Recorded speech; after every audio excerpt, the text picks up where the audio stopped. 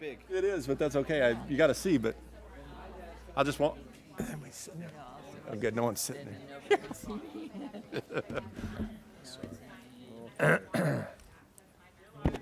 Okay, thank you. I'm not sure if anybody can hear me, but it is 4 o'clock, and we are on a pretty tight schedule tonight. There apparently has been a car accident, not with anybody we know, but there's been an accident. So it's delayed a couple board members. We're trying to get them on the line. So we're going to start here in just a minute because we have a lot on the agenda. I know a lot of people have come pretty far to speak and to hear what's going on today. So just give it a minute. We'll get some people, get the call-in number lit up, and then we'll get started.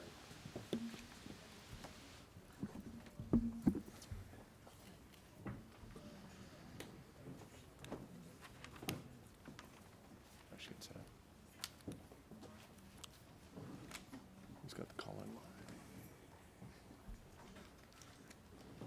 Leticia, is the call-in line live yet? I haven't heard anybody. Yes, I think so.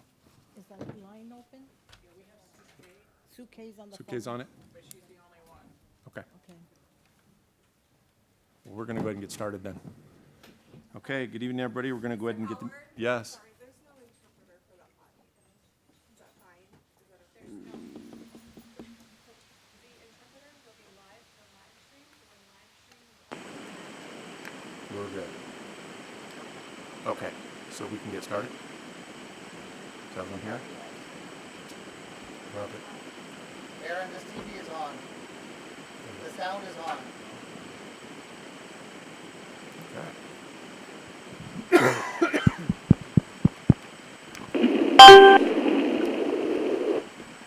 Okay, I think we're going to go ahead and... Hi, this is Mark Sims. Hi, Dr. Sims. We're literally just getting started. Great. Dean, this is Sue K. Hi, Sue K. I'm pulling into the parking lot. Okay, well, take your time. Don't rush. We're just getting started in the agenda item number 1. Perfect timing. Okay, but okay, will Leticia do the roll then? Yeah, I can have Lynn do the roll call while you're walking in. Perfect. Awesome. Okay. Thank you. Everybody, this is my second board meeting as board president, so we're going to kind of muscle through this. Item number 1.01, call to order. President Howard, but I'll have Lynn. I don't have my standard list, so I will just look at who's here. Linda Bove. Shelley Herbold. Present. Present. Dean Howard. Here. David Nigro. Present. Mike Manley. Present. Sue K. Kneifel. Present. Mark Sims. Present. Mike Gordon. Lynn Davison is here. Did I miss anybody? No, I think we're good. So we'll get into item number 1.02. I think we're going to postpone that one as well. Do we want to hold off on that one? That would be great. I'm currently texting with Superintendent Hoffman, who is also being affected by the traffic issue on I-17. She has let me know she should be here at roughly 4:15. Okay. Here's what I'm going to do, and I don't know procedurally, but I've been on other boards where we've been able to move agenda items up and down just based on that. So we'll put that one on hold, come back to it.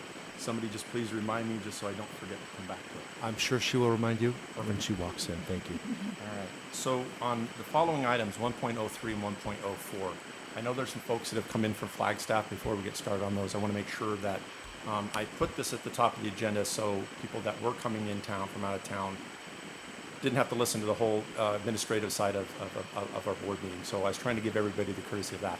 With that said, there might be some folks that show up a little late or a little bit behind. We'll try to accommodate that the best way we can. But if it's okay with the group and the board, I'm going to go ahead and hold these the way they are on the agenda, and let's go ahead and start with 1.03. With that said, we've received a number of letters, emails on both these the issues that are going to be talked about today. They are on record. We did receive them. The board's received them, so they are in the public record. So that means basically we don't need to read each letter and email. We just want you to know that we did receive them and they are in public record. With that said, we'll start with item 1.03, call to the public. And as another piece to administratively, I need to limit you to 3 minutes on your public comment. So when the 3 minutes is up, you're going to hear a bell, and I'm going to have to stop you there because we're under a really good time crunch. And I do want to hear from as many people as I can. So the first one on this agenda item is Lindsay Del Toyos. Did I pronounce that right?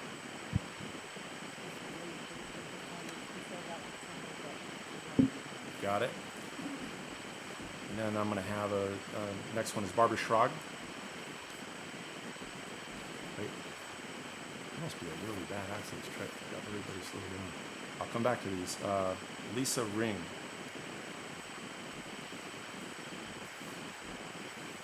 Okay, I'm going to.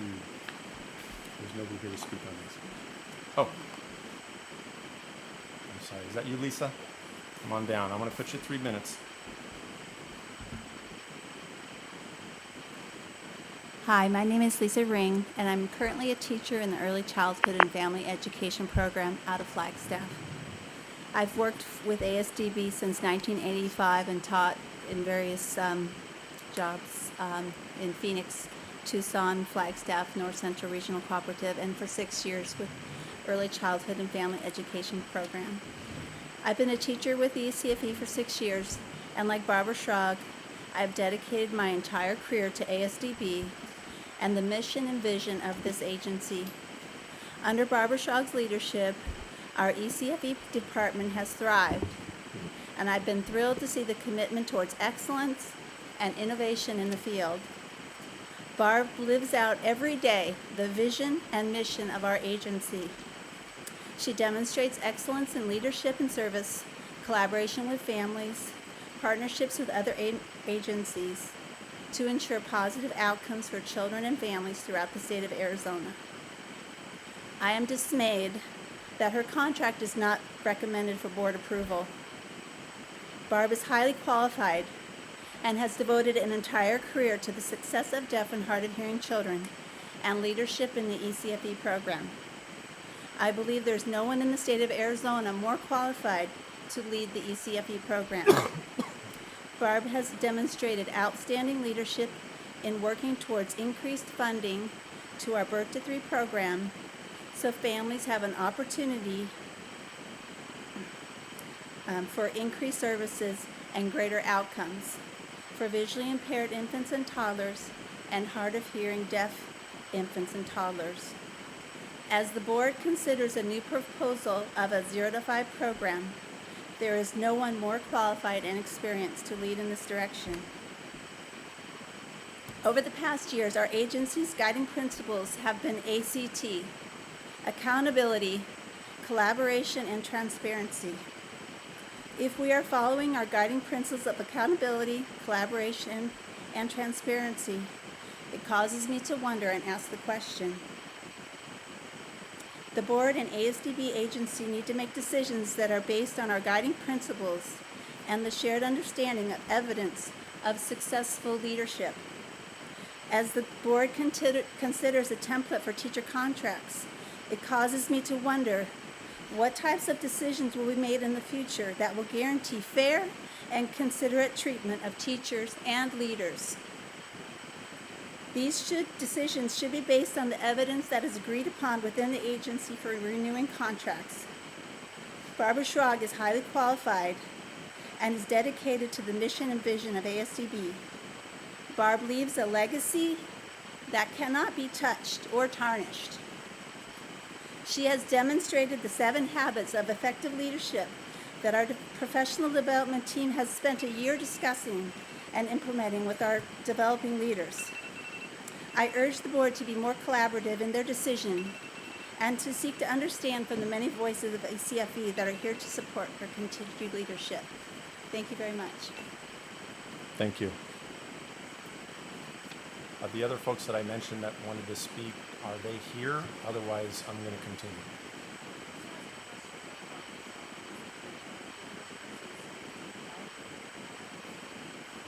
Each one of these items are from people that wanted to speak specifically to item 4.12, 4.12, 4.12, and there's the last one, which is 3.02, which was Aaron Green.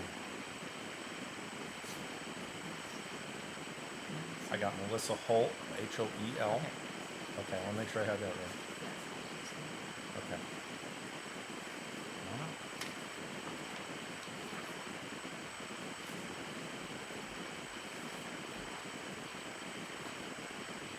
President Howard, Superintendent Reichman, and members of the board. My name is Melissa Hoyle, and I'm a supervising teacher for Southern Arizona for the Early Childhood and Family Education Program. I wanted to speak today regarding Barbara Schrag and the fact that Superintendent Reichman has chosen to not submit her contract for renewal. Barbara has worked for this agency for 30 years. The last several years have been in the capacity as director of the early childhood programs. In this position, she has embodied the agency's mission of ACT, accountability, collaboration, and transparency. She's worked many long, hard hours to help bring the legislative funding to the ECFE program, and she's been accountable for this funding by helping our department develop data collection, and she continues to this day to work on systems for that data. She's collaborated with the agency as well as with the Arizona Early Intervention Program to bring new life to a program that continues to grow and learn. She has worked long, tireless hours to bring us together as a statewide program so that we can collaborate as a department towards a common goal. And she's been transparent in all of her actions with staff. If there are changes, she lets us know about them and why they're occurring. When we learned that Barbara's contract was not being renewed, we asked many questions, and I can share with you as a supervisor that many people have come to me asking other questions.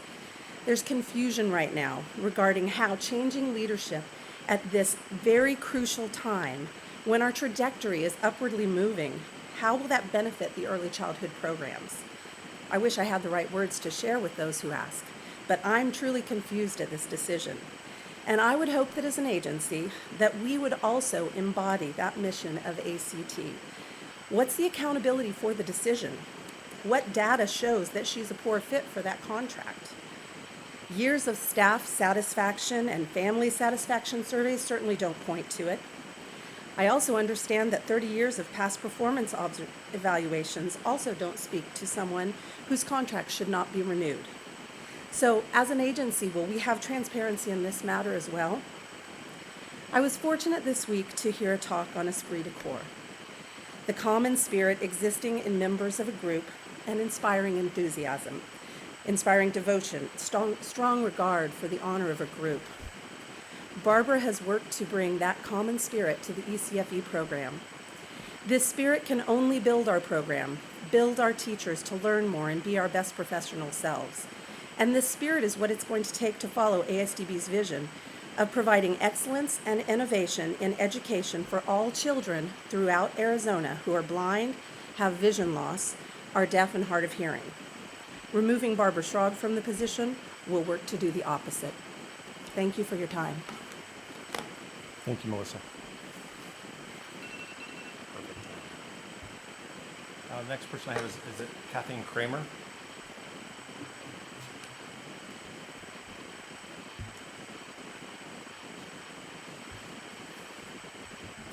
Hello, my name is Catherine Creamer. I'm also here to support Barbara Schrag in her position as director of the ECFE programs. I am currently, my role at ASDB is coordinating teacher for listening and spoken language. I work with birth to 5. So I work with the ECFE program and also with preschools around the state.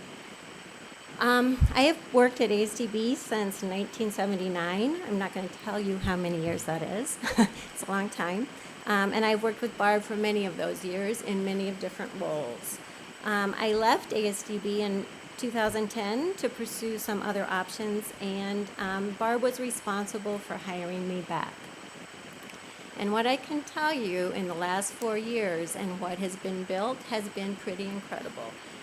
There's been a lot of growth to programs. She has supported me in building the preschool program in Tucson, which was at 6 children and then now is at 29 and growing. She has helped me to support teachers around the state, both in the birth to 3 programs for children that go into the homes, for toddler groups, and also the preschool teachers. We've developed trainings, we've done a lot of training, and have really impacted services to children. As I watch her work tirelessly for children and for families. She has built the program by hiring and recruiting and hiring new teachers, to training them for their specific needs, starting new projects. Right now we have about 3 ongoing with me alone, and I know there's a lot more that are in process. So what I would like to say is I agree with my colleagues that this is a time of transition for birth to 5. It's a time of transition in the ECFE programs. I think her leadership is needed to continue on with the trajectory that we're having. It is an upward growth. It's in the middle of it. It's still growing. Things are still happening. So I would just like to say that as we go forward, Barb's leadership is very important to ASDB. I also would like to say just a thing for me personally, because I'm with teachers all the time, and it does say a lot to the morale of the agency when someone who they see is working really hard and working a lot of extra hours to not have their contract removed has a huge impact on how those teachers feel about working. Thank you very much. Thank you. Next person I have is Lindsay.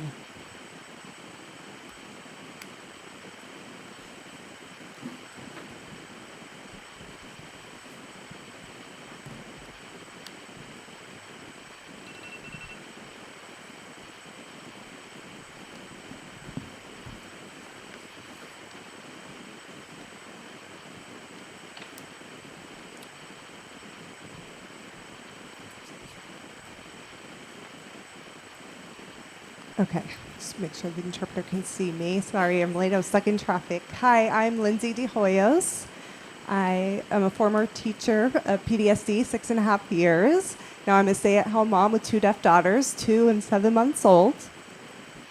Last summer, I was on bed rest in Boston, Massachusetts, and I had my daughter there. While on bed rest, I learned so much about the deaf education there. They have a very strong bilingual approach. And I went to my mom and I said, I'm concerned about deaf education in Arizona, especially in early intervention. And my mom said, I fought 35 years ago, now it's your turn, because in Boston, they're 35 years ahead. So I would like you to really look at it through a different lens. Hearing parents of hearing babies are teaching their children to sign, and we're fine with that. CODAs, children of deaf adults, like Dr. Jennifer Hensley. She grew up with 2 deaf parents, and she's a very successful woman. And my daughter is 2 years old. She has a cochlear implant, and she already has 200 words in ASL before she even got her cochlear implant. After 3 weeks at Desert Voices, the teacher said she's already using pronouns. And other cochlear implant users are not as advanced as she is. So my point is, it's really all comes down to language acquisition. As a deaf mother, and also she has a father who is deaf, you should really believe in the experts. Know from those who raise deaf children. You need their help. So for Barbara Schrag, for her position, she's been here in it many, many years. And to be honest with you, looking at children from birth to 12th grade, we haven't seen much improvement. Thank you for getting the 1.6 million. But I feel like it's the same plan. Visiting the home, expanding more services in the home, but it's the same thing. Nothing is new. There's not enough education to the parents on how they can raise their deaf child. And not only that, there's a division between the Deaf Mentor program. They're the experts in working with deaf children. Now they're not even working with ECFE. And a lot of the teachers have broken ASL. They don't have that strong foundation in ASL. And it's going back to that old school thinking. So I think it's time for a new person, a new school, a new outlook. Okay. I'm sorry. Thank you for letting me speak. Thank you. The last one for this item is Aaron Green.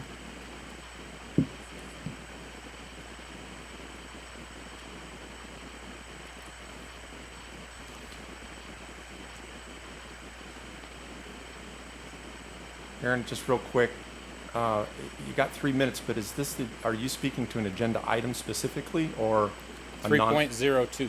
Okay, so that's the IGA. Just want to make sure. You have 3 minutes, sir. Mr. Howard, I know you have the leniency to give me a little bit more time. I drove over 2.5 hours to arrive here and will drive 2.5 hours to return home to speak to you today. Board members of ASDB, good evening. I'm here to speak about Annette Reitman's proposal at the last board meeting that she was given unilateral ability to end a contract with the school district, and the new proposal being offered tonight to give you some background as to the true intent of Mrs. Reitman's original proposal. First, some background. The Arizona Department of Education has found through the state complaint process that the Flagstaff Unified School District was responsible for an ASDB teacher of the visually impaired denying my son a free and appropriate public education by refusing to teach him Braille. That same teacher has been heard to brag that she's only had to teach Braille to 3 or 4 of her students over her career. This same teacher created FERPA complaints for my school district by destroying my son's educational records at the end of every school year, which is also a violation of ASDB's record retention policy. Numerous additional state complaints have been filed, and one against my school district for the actions of 2 additional teachers of the visually impaired out of the North Central Regional Cooperative for not following my son's IEP, with the latest finding against Flagstaff Unified School District for the actions of an ASDB employee occurring in November of 2018. And ADE is currently investigating 2 additional complaints related to the services from the North Central Cooperative. In 2018, an ASDB teacher refused to teach with curriculum to the point of threatening to quit the agency if they were made to use curriculum in their Braille instruction. That request was granted by the former director of the North Central Cooperative, and that teacher was reassigned to teach other children in my area without curriculum. In a recorded meeting on November of 2018, the Director of Exceptional Student Services from my district and the current director of the North Central Cooperative, that director acknowledged that the replacement teacher of the visually impaired assigned to my son lacked the training and ability to instruct my son consistent with the IEP that they themselves helped write, but that was still the only teacher assigned to provide services for my son. We have tried to meet with Superintendent Reichman in September of 2018 to resolve these issues with the poor service being offered our district and our son from the North Central Cooperative. In this recorded meeting, she made specific promises to my family to resolve some of these issues that were never followed through with. Now you should know that weeks prior to the January board meeting where Superintendent Reichman tried to establish her unilateral ability to end a contract with the school district, Ms. Reichman met with the leadership of my school district and threatened them to end the contract with Flagstaff Unified School District, and that started in October of 2018. Ms. Reichman was more than willing to end the services of more than 60 children who are deaf, hard of hearing, and visually impaired to hide the systemic problems in the North Central Cooperative. Her actions of threatening to end the contract and seeking board approval for the ability to end contracts at the January meeting represented a clear case of illegal retaliation for bringing up legitimate compliance issues with the IGA between Flagstaff Unified School District and ASDB, something that Mr. Negrano publicly acknowledged at the last board meeting. Her mafioso-style intimidation tactics at a public meeting were deliberate and a calculated attempt to silence school districts across the state from bringing up legitimate issues of ASDB compliance of the contract by threatening to leave school districts 30 days to find alternative services to meet their legal requirements to provide FAPE. Also, this intimidation tactic was meant to silence parents, your stakeholders, and to shut them up so not to harm other children in the district. It was impactful and discriminatory. Ms. Reichman's actions represent the antithesis of ASDB's vision and mission statements. I ask you to judge her actions at the January board meeting and her threats to my school district against the ideas that ASDB is committed to respect, support, and the well-being of all, and judge her by her commitment to excellence and innovation for all children throughout Arizona. and finally judge her actions by the measure of excellence and innovation in collaboration with families and school districts. As board Mr. Green, members- I'd ask you to wrap up if you can, please. I will. Appreciate it. Thank you. As you consider the proposal in front of you today, I'd ask you to consider new language in the proposal that would ensure that the issues that the school districts are having with regional cooperatives would lead to ASDB terminating a contract with the district would be investigated prior to that termination. I would also urge you to give school districts an opportunity to appeal that decision before services were cut off.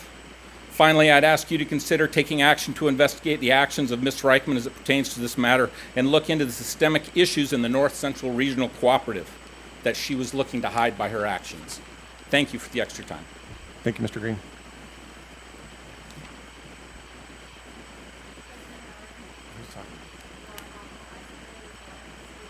Laura, I understand that, and I'm on that next agenda item, so just give me 1 second. I'll get you.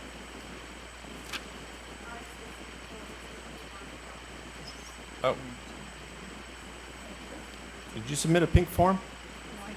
Look at it, it looks like it's white. It looks a little different. Oh, I can't read this. I'm sorry. It's tight. Laura Hocknell. I'm sorry, Laura. Come on up. You should see this piece of paper I'm trying to read. It's faded. Someone's got a bad printer. I hear you. So again, please state your name, and you got 3 minutes. Go for it. Okay, Go I'll ahead. talk really fast. Thank President you. Howard, board members, Superintendent Reichman, y'all, thank you for letting me come. My name's Laura Hocknell. I've been with the agency since 1997. I was a cooperative teacher, itinerant in the Southwest region before moving to Phoenix in 2002 to begin work in the early childhood program. When Barbara Schrag was hired as the ECFE director in 2014, she told me that during her interview, she laid out all the things she thought needed to change and improve within the ECFE department. I thought that was very bold and forward-thinking of her to do, and incidentally, that is a great way to describe Barbara Schrag. As a department, we did need a reawakening and to be unified. At our first statewide staff meeting, Barb spent time getting to know us better, understanding what our hopes, strengths, and strengths were, and started sharing with us her vision for the ECFE program. During that first year, she brought synergy to ECFE. As Stephen R. Covey defines it in his 7 Habits, synergy means the whole is greater than the sum of its parts. He says synergy is the essence of principle-centered leadership. It catalyzes, unifies, and unleashes the greatest powers within people. I learned firsthand that the sharing of differences and creating open dialogue builds relationships, and as Covey likes to say, sharpens the saw. In 2015, again at our statewide meeting, Barb gave us all bamboo plants and told us the story of bamboo. It grows a foundation with its root system for 5 years before taking off and growing to its full potential. Here's my bamboo plant. It's much smaller than it was in December. In December, it was like this tall. And it was doing really well, and I made a mistake, and I put it in the window, and the stalk started turning yellow. I had to cut off the part that was living in order to save the plant. So, when Barb gave us our plants, she asked us to commit to her plan of training and change, knowing we needed to strengthen our foundation so we could reap longer, stronger, and better results. I knew at that point Barb was taking us in a solid, forward-thinking direction for the first time since 2002. I felt like we finally had a director that was going to make our program effective and have lasting impact. Under Barb's direction, we have gone from overseeing part-time providers delivering ECFE services to being the main providers in the home. This has given us greater control over curriculum and supports we provide to families. With the initial move of removing us from the role of service coordination to direct services, we made a huge paradigm shift and families started getting better services and results. This was a start and definitely not enough, and we knew that we needed to better our skills. Under Barb's direction and planning, we got ongoing training to enhance our ability to support children whose parents choose a listening and spoken language approach.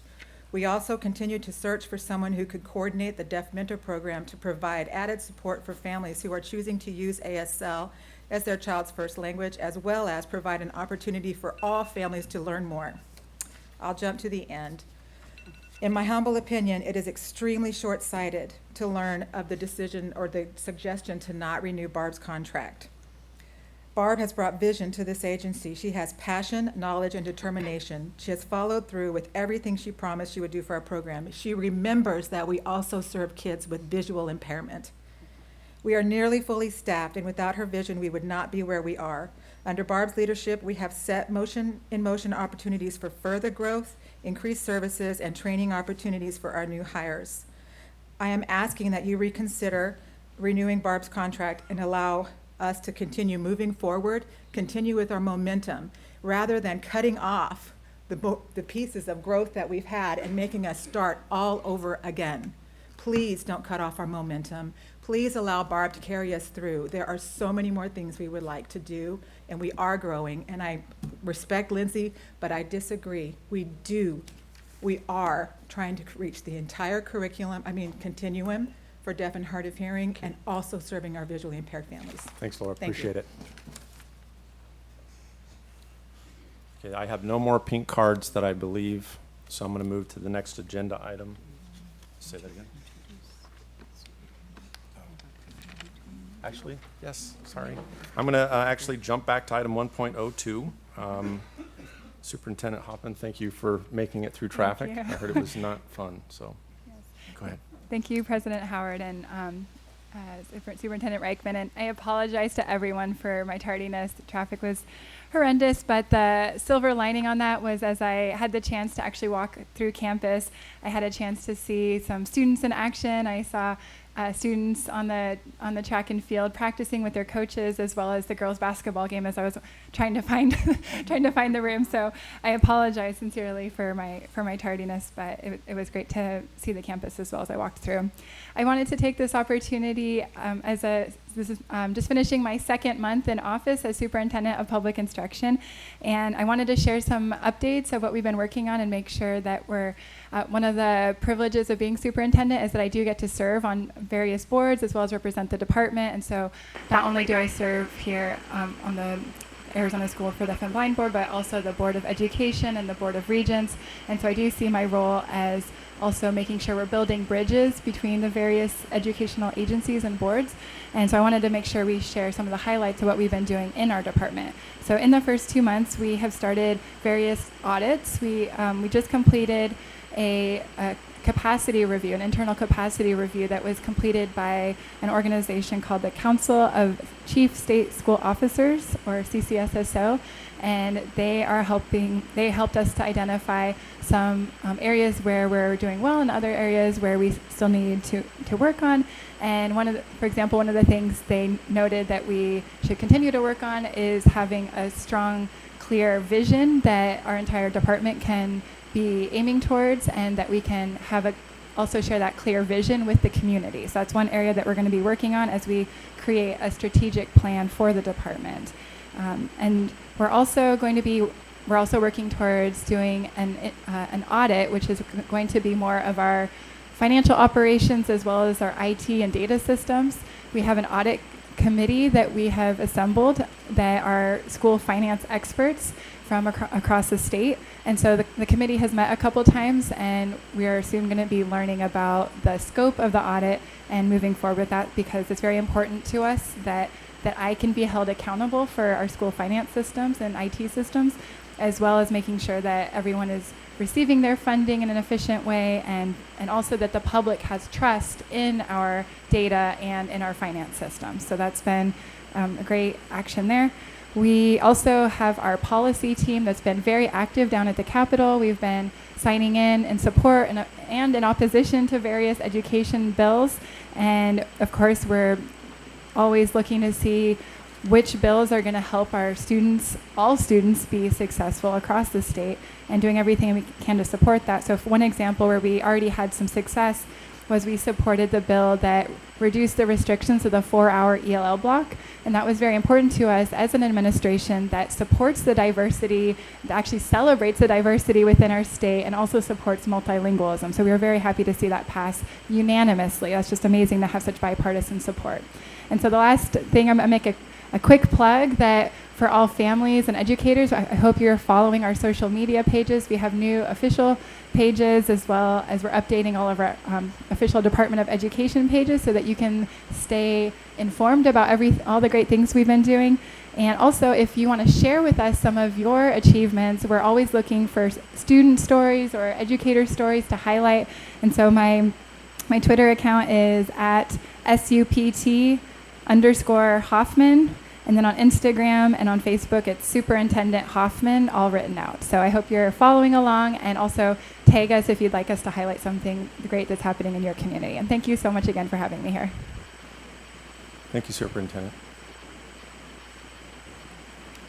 Okay, I'm back on track. Item 1.04.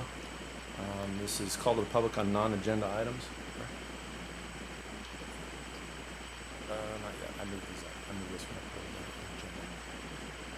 So with that, the folks that have filled out a yellow sheet, if you might want to kind of move up to the front, that way you don't spend a lot of time coming up to the microphone. It might be just a good idea to sit in the front row. That's just a suggestion. One other thing I want to point out on the procedure here is I'm allowing 3 minutes for each of you to speak, and I think that's adequate time for you to try to convey your point. You will hear the alarm like you heard earlier. I'll let you go over a little bit, but I want to be sensitive to everybody's time on the board. And last of all, speakers may offer objective criticism of ASDB operations and programs as concern them, but in a public meeting, the board will not hear personal complaints about ASDB employees, nor against any person connected with ASDB. Other channels provided for board consideration, disposition of legitimate complaints involving individuals. I want us to keep that in mind as we're hearing this type of testimony, if that makes sense. With that said, first person I have is Danny Lawrence. Is Danny here? I know you had a long drive. I appreciate you coming down.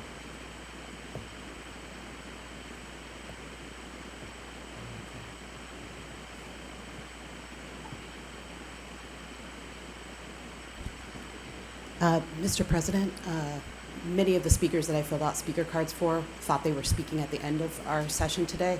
So my family, the Green family, and my last name are the only people currently here. I think you have a stack from us. I just wanted you to know that. Yes. So if you aren't allowing comments at the end, I will call the speakers off. Let me try to wrap this up a little bit into maybe this works. If there's a consistent message, if you all are conveying the same message, there may be some time saved there. I'll afford a little bit extra time for that if that's the case. If not, let's roll through these because it's going to take some time because I got 14 slips here at 3 minutes each. So we might be here a little bit. Does that make sense? It does. Okay. Not what I thought we were doing here today, but okay. Okay. Doing my best. All right. I appreciate that. And I will try to stick to your time frame as quickly as I can. ASDB Board, thank you all so much for the opportunity you've extended my family and my friends to be heard here tonight. We traveled from Flagstaff and will again travel to Tucson in May to be with you to continue to press for some change in this organization and the way services are disproportionately allocated in regional cooperatives. It's long overdue, and I think you know it. Let's first start with a discussion about the real crisis in this organization, and that's the crisis of ASDB's lack of effective leadership. In our situation, we started with Superintendent Kohler, who said in writing, "My child wasn't blind enough for instruction." We have evidence of a regional director intentionally denying my family's approvals for technology. And we've experienced at least 3 VI instructors who were allowed to selectively quit working with our family, not because my son was problematic, but because his parents were demanding curriculum-based instruction and the inclusion of accommodations in his instruction. The leadership of this organization allowed it and still does, as evidenced by the fact that we're no longer allowed to communicate with the director of the North Central Cooperative. No one in my family has abused your staff. There have been no name-calling, no threats, no ultimatums, just difficult question asking. When we asked difficult questions, the superintendent was threatened to cancel our service contract with Flagstaff Unified School Districts just this year. After I refused this agency's incompetent services in December, those threats still amassed in your last meeting. The ombudsman's process has been a joke for us. There's not a lot of follow-up. The trust-building efforts are destroyed by whatever happens with the administration, and these retaliation practices in dealing with our family continue. Leadership can't be great. You can't be great without it, and clearly we aren't following the mission statement of this organization for education for all children. And there appears to be zero ability to minimize conflict or support staff. Next, let me share that I'm a businesswoman. I too serve on many volunteer boards of directors at both the state and national level of my organization, so I understand what some of you are facing as volunteers, and I sympathize with it. In an open records request we made of this organization, It was clear that ASDB didn't keep records of expenditures, a violation of state policy, and also proved in the FERPA violations found against our school district. It seems that reckless business practice continues. A quick look at the financials speak about the huge problems. ASDB bites the hands that feeds it. And it's stunning to me, really. It appears that 49% of the revenues of this organization come from children serviced in regional cooperatives, but don't get actual service. As a business, and it's a business, and disability is a business, isn't it? And ASDB clearly only funds and supports the most restrictive environments for its students. It's shameful, and this is not 1950. Don't let this administration tell you that the cost of a few buildings justifies the inequity. And finally, I wanted to take a moment to tell you that my story isn't unique and that will be exposed. As I reach out, more families serviced in regional cooperatives share an eerily similar story. Not every family can afford the private services we've paid for this year. Not every family can take a day off of work and attend a meeting over 250 miles from their house. Most people couldn't take the time, and they just accept the mediocrity of these services. Unfortunately, you now have a family with nothing left to lose. And our voice is growing louder by the minute. I used to worry as a mother and stare at the ceiling. I used to have to pet the egos of your staff and your directors and your administrators to make sure everybody felt good about doing their job. Not anymore, because my child is laughing again. He's learning at a rate that would have taken a year with services at ASDB in just a short 7 weeks. And you can end your cooperative agreement with FUSD, but you won't silence me. You'll just fuel the raging inferno of hurting 60 other children in my community. My town is taking notice, our representation is taking notice, and the media is now involved, and we have a pending Office of Civil Rights complaint against ASDB for the way your administration and regional cooperative system has hurt my family. ASDB chooses who they serve, and clearly this organization is choosing not to serve my beautiful child. We don't want your meager services, but as Dr. Maya Angelou wrote, when we know better, we do better. I did better for my son, and I have a responsibility to do better for other children serviced by ASDB. It's long overdue, and I hope this board will continue providing the guidance needed to make change. Thank you. Thank you, Ms. Lawrence. Appreciate that. Next on the item, person to speak is Mila Duenas. I'm sorry if I mispronounced that. Not here yet. I'll set her to the side. I've got Amanda Steele. Set her to the side. Susie Turry. Set her to the side. Gina Blair. Set her to the side. Pamela Lang. Okay. Erica Smith. Courtney Burnett. Holly Patel. Kate Green.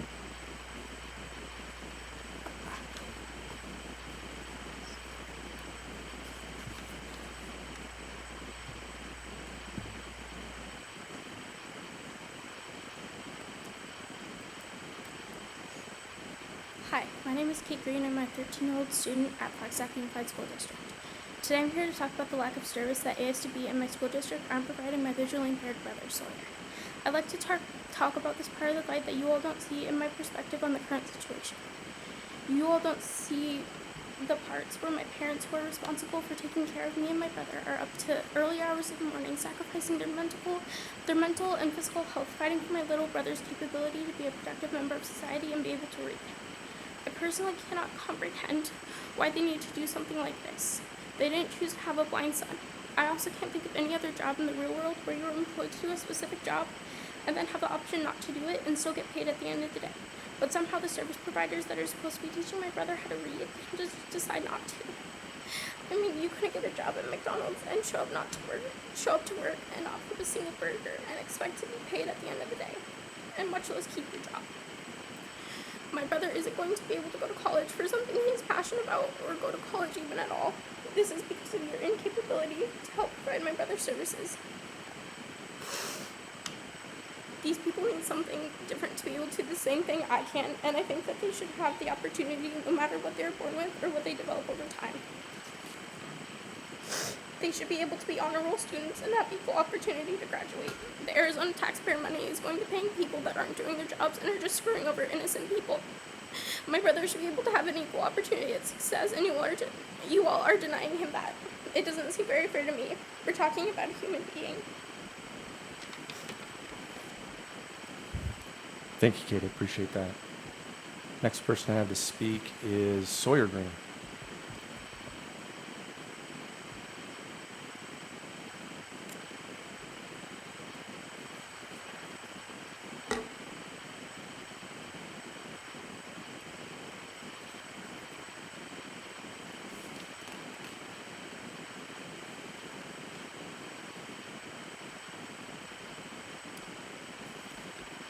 Hello, I am a kid you are all fighting for, Owen.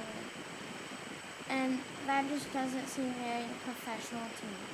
My name is Sawyer and I'm 11 years old and I live in Flagstaff, Arizona. Just because I'm a kid with an eye problem, that does not mean I should not be able to go to college.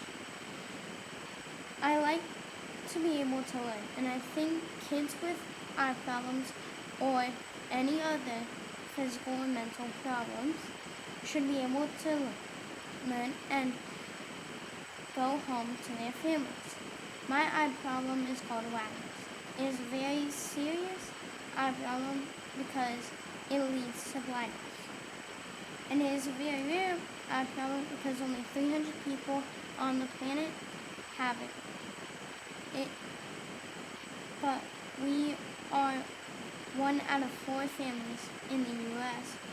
that have it. I need to know Braille and I need to use a computer. I need your help, but I don't want to leave my family to do it. Thank you. Thank you, Sawyer. Now I have Aaron Green.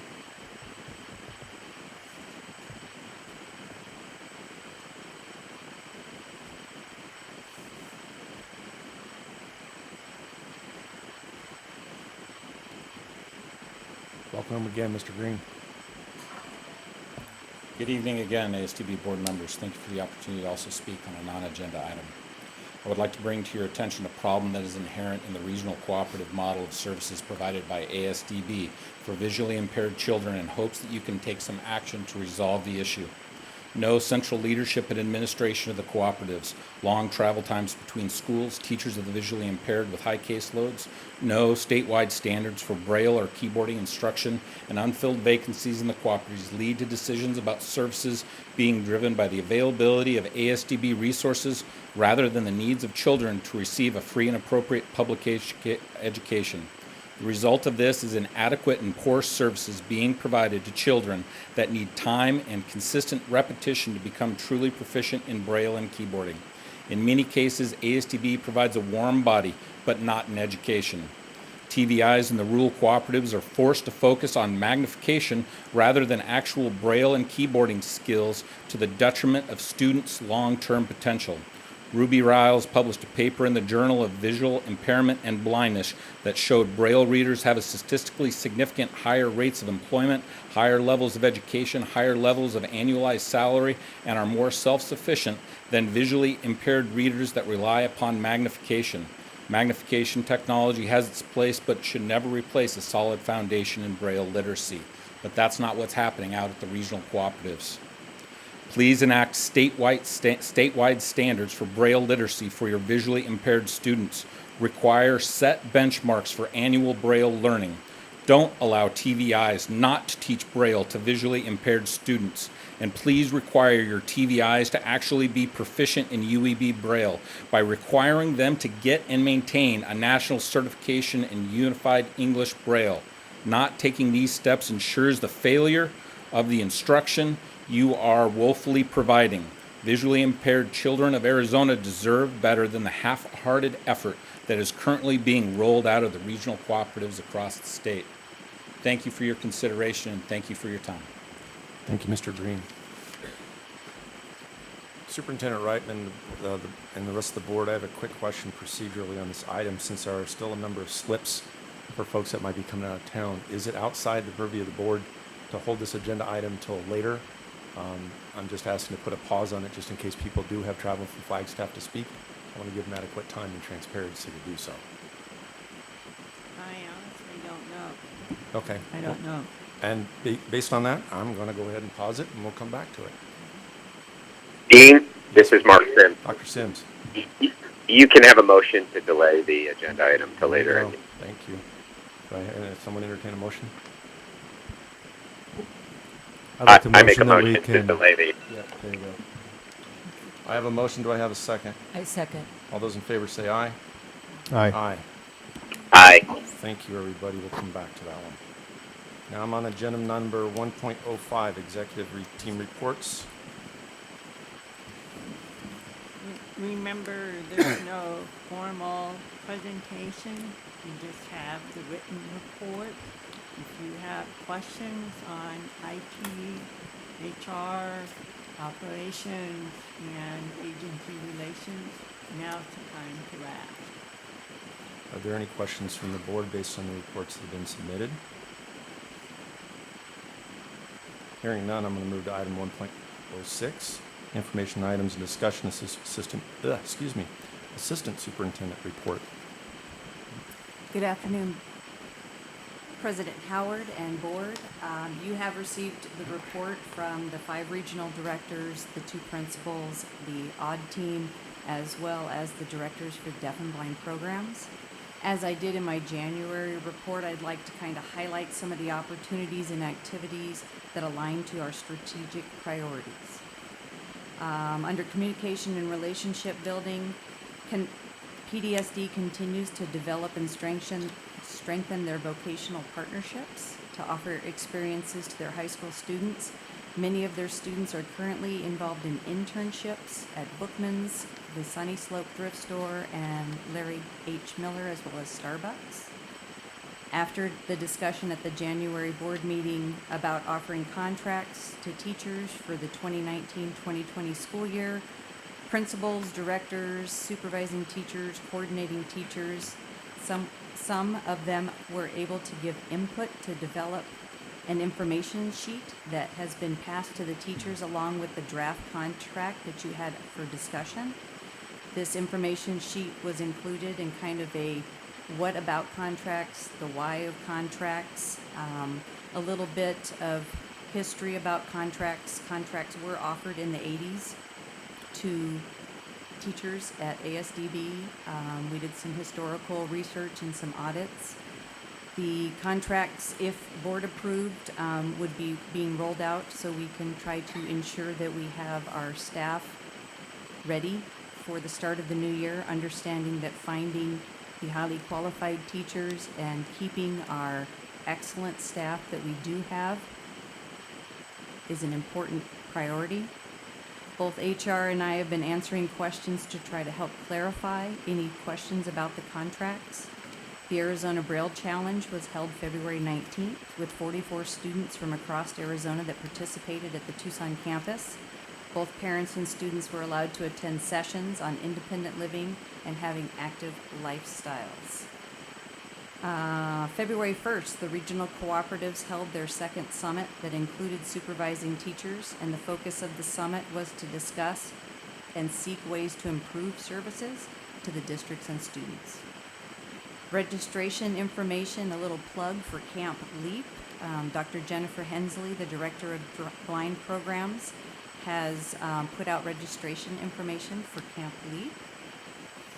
Under our priority of academic achievement and student engagement, both the Tucson campus as well as PDSD have been working with Mary Winterstein, who's a literacy consultant, and teaching structured literacy. With regard to our campus facilities, the NCR lease will be coming up in November of 2019, so they are actively looking for the best space utilization for the NCR cooperative. And that completes my update. Thank you. Are there any questions?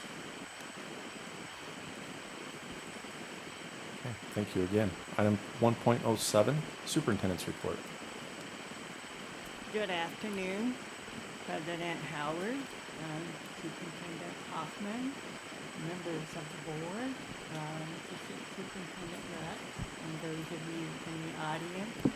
We appreciate you taking the time this afternoon to participate in this board meeting and the significant discussions we are having. I'm going to start with, as I like to do, with the story, of course. I have a new story. Have you heard the story of a lily flower? Anyone? No? Okay. Many of us have seen pictures of the lily flower, and they're beautiful. They're flowers that seem to float on top of water. But did you know that the lily flower actually is born in mud at the bottom of ponds and lakes?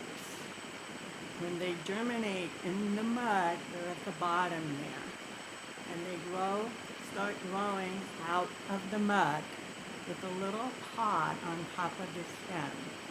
And then the stem starts to grow through the murky water, through the mud, through and around the fishes, the insects, the floating debris, the dead logs, the tree roots, and it keeps wending its way up. What is it doing? It has a goal. The goal is to get to the top of the pond, the lake. And when it gets up there, then it can blossom. But there's a lot of obstacles. The water is dirty, it's muddy, it's murky, it's confusing, it's chaotic. But the lily stem is persistent. It keeps growing and growing and wending its way around the obstacles, the chaos and the confusion, until it gets to the top, the surface of the water. Once that pod breaks through the surface of the water, then the pod opens up slowly, bit by bit, into this beautiful flower. And that is us today. We are like the lily flower. Our goal here at the top of the pond is that our students will graduate from high school, college, and career ready. That's the goal. That's what we're shooting for.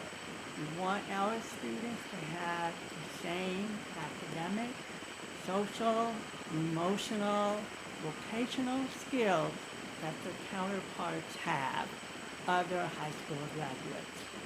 So when we want to get there, we have to be persistent. We have to keep reaching for that goal. But in the murky water, in the confusion and the chaos, it's very easy to get distracted. It's very easy to lose our way. So we have to have a plan, these strategic plans. And as you know, we have 5 strategic priorities that I proposed to you last July. This agenda, this afternoon meeting really fits in. If you look at the agenda, it fits in with the 5 strategic priorities. Let me give you some examples here. For example, we will be talking about the agreement with school districts, and that fits in with priority 1, the communication and relationship building that's so critical to ASDB and to the school districts throughout Arizona, and for you to be involved and become more informed about what we do in the regional cooperative. Another example, I'm talking about strategic priority 2. We will have a discussion about maybe being able to integrate the 0 to 3 with the 3 to 5 programs to become a statewide early learning program. That's on the agenda this afternoon for discussion. Priority 3, we have the academic achievement and student engagement. We have 3 things we're talking about this afternoon that fits into that priority. And that is the math curriculum. You'll be hearing a presentation about that. You will be asked to adopt the math curriculum. Let's see here, I have 2 things. The feasibility study for our dorm program that fits into academic achievement and student engagement, and also the agreement with school districts. Priority 4 is staff development and leadership.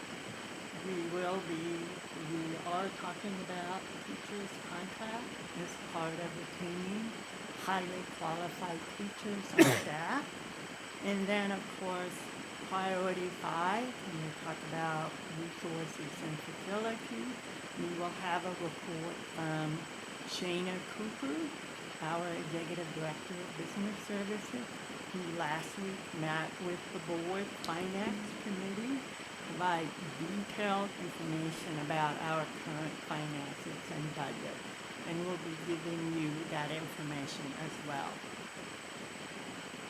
I suggest to you that maybe sometime this summer we can get together and that we together can look at the 5 proposed strategic priorities and start putting in specific objectives we want to accomplish in the next 1, 2, 3, maybe even 4 or 5 years. That's my suggestion to you. And finally, I'll close with an invitation to come to a meeting. We will have a steering committee meeting, strategic plan steering committee meeting internally within the agency on April 17th, 1 to 4. I'll send you an email inviting you. And during that steering committee meeting, we will be sharing with each other innovative things that are happening within the agency that maybe we don't know about. So we'll invite you to that committee meeting for you to learn more about what we're doing within the agency. Thank you. Thank you, Superintendent. Any questions? Okay. For item 2 on consent, I'm looking to entertain us to go into e-session to have a conversation about some processes.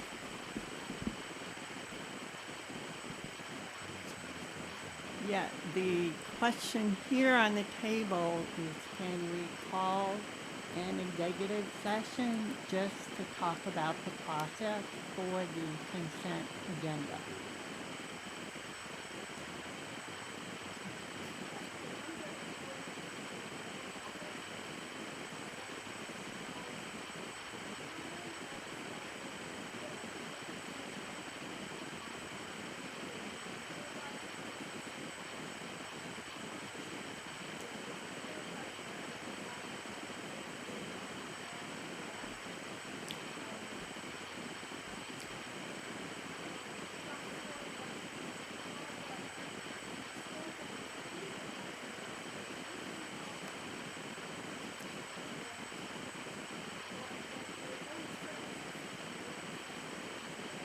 Okay. Well, I think there's been a number of communication back and forth to the board specific to what is. You're going to pause me? Go for it. Dean, if it were up to me, I would ask the board if there are agenda items that we want to pull out to remove from the consent agenda. We would then act on the consent agenda item, and then the ones that we've pulled out by motion, we can then go into executive session to discuss those individually. Correct. That's not necessarily my question. Right. So I really think you're asking for legal advice. Correct. Yes. It's outside what's on consent agenda, specifically to procedure and legal advice on how that procedure goes forward.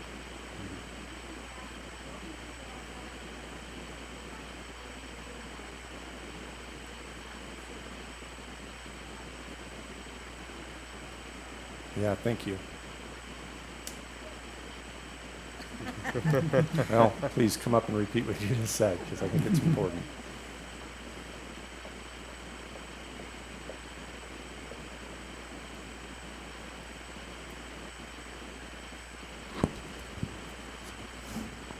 Good afternoon, is that better? That's better. Please make sure to state your name. So Sure.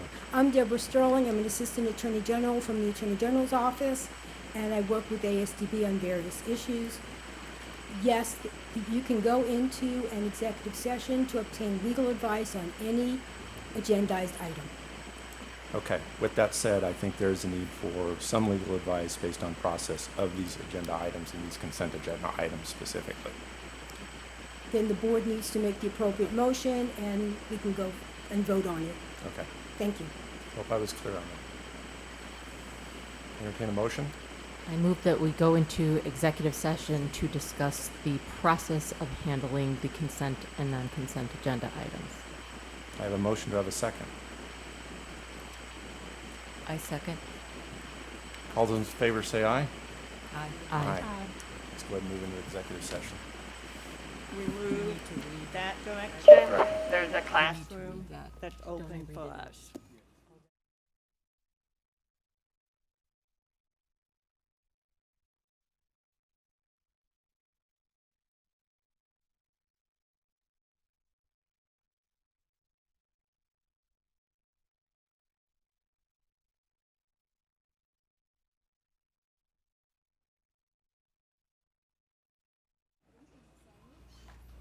We need to read something. There you go. Okay, now we're live. Go ahead. Pursuant to ARS 38-431.03A1, the Board of Directors may vote to go into executive session, which will not be open to the public for the purposes of discussion and consideration of employment matters as it relates to agenda items 4.01 through 4.15. Also pursuant to ARS 38-431.03A4, the board may go to vote to go into executive session, which will not be open to the public for discussion, consultation with the attorneys in order to consider its position and instruct its attorneys regarding contracts that are subject of negotiations in pending or contemplated litigation or in settlement discussions conducted in order to avoid or resolve litigation, specifically 3.02. Thank you.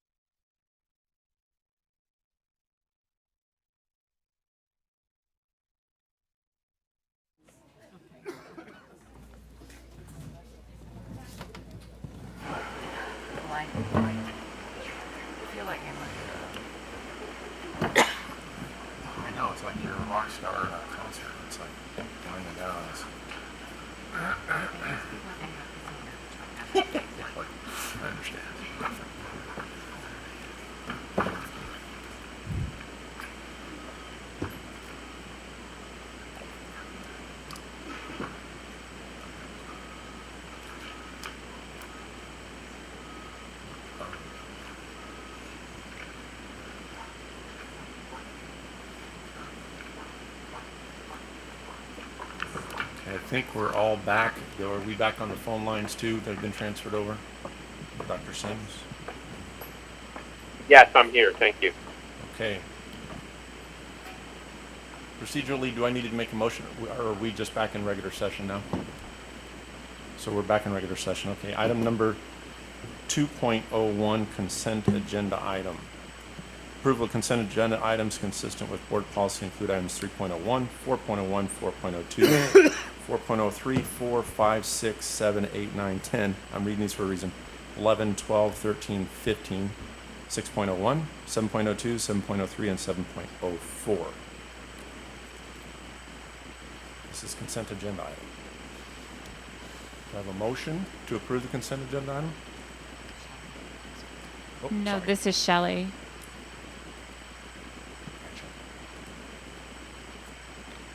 So 4.01 down through 4.14 is being held off for discussion in executive session, correct?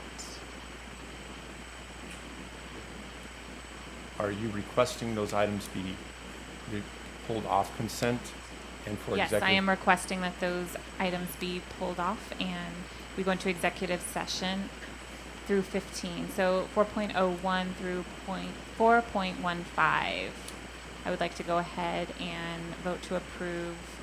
One moment. 3.01. Wait a minute. 6.01. She's got two motions. Hold on one second. You've got to do one motion at a time. So the very first motion that I think I heard was that you would like to remove items 4.01 through 4.15 to go into executive session. Is that a motion? Yes. Okay, I have a motion. Do I have a second? I'm not hearing a second. And based on that, the motion fails. Am I not mistaken? Shelley, did you have a second motion for those other consent agenda items? No. Okay, I think now I need to go back to the original motion of, is there a motion to approve consent agenda items as read for item 2.01? Shelley, perhaps you wanted to limit the scope of the original motion?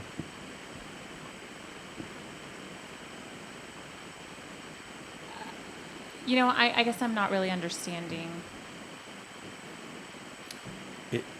Let me see if I can clarify. If there's an agenda item in the consent, Shelley, that you would like to have removed, one in particular, two in particular, or all of them, based on the original motion, that can be pulled off and have a discussion in executive session. So your original motion to do all of those failed for lack of a second motion. Does that make sense? Yes, it does. And based on the question to my right, did you want to revise another motion for a specific item, or are you okay where it stands? No, I was hoping to pull out all of them. All listed under human resources because I wanted to go through all those to make sure that we were in agreement. Okay, I understand. So I'm back on the last motion of approval of item 2.01 consent agenda items as listed. Did I have a motion? I don't have a motion yet. I'd move that we approve the consent agenda items as listed. I have a motion. Do I have a second? Mark Sims here. I second. I got a second. Linda Book seconds as well. Okay. All those in favor say aye. Aye. Aye. Aye. Aye. All those opposed? Aye. The ayes have it. So moved. Now we're on to item 3.01, if I'm not mistaken. No, sorry. That was consent. Now I'm on 3.02. Information discussion item, intergovernmental agreements with school districts proposal. Superintendent Reichman. Yes, back to me. Yes.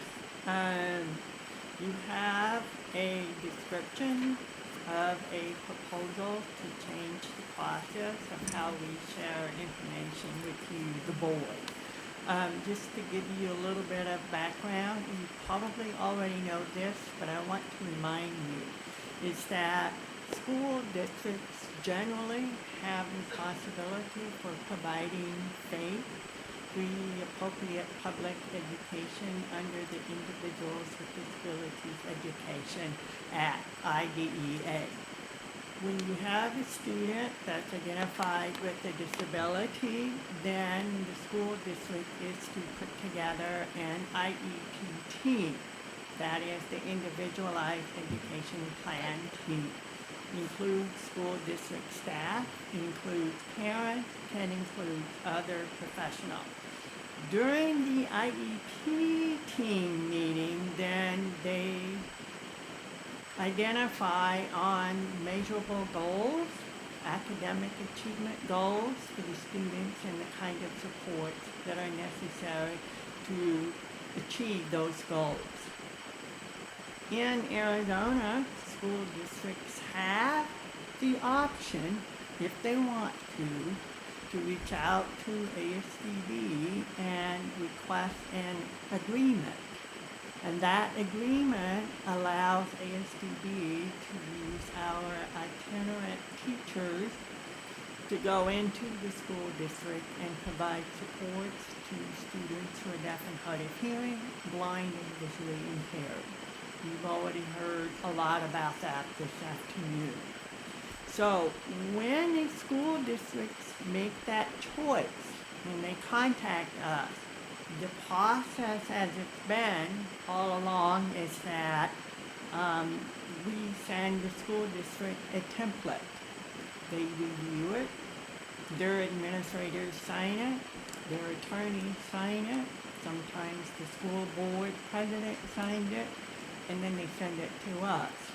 The Assistant Superintendent Rex reviews it, she signs it, and she sends it to the Arizona Attorney General's office.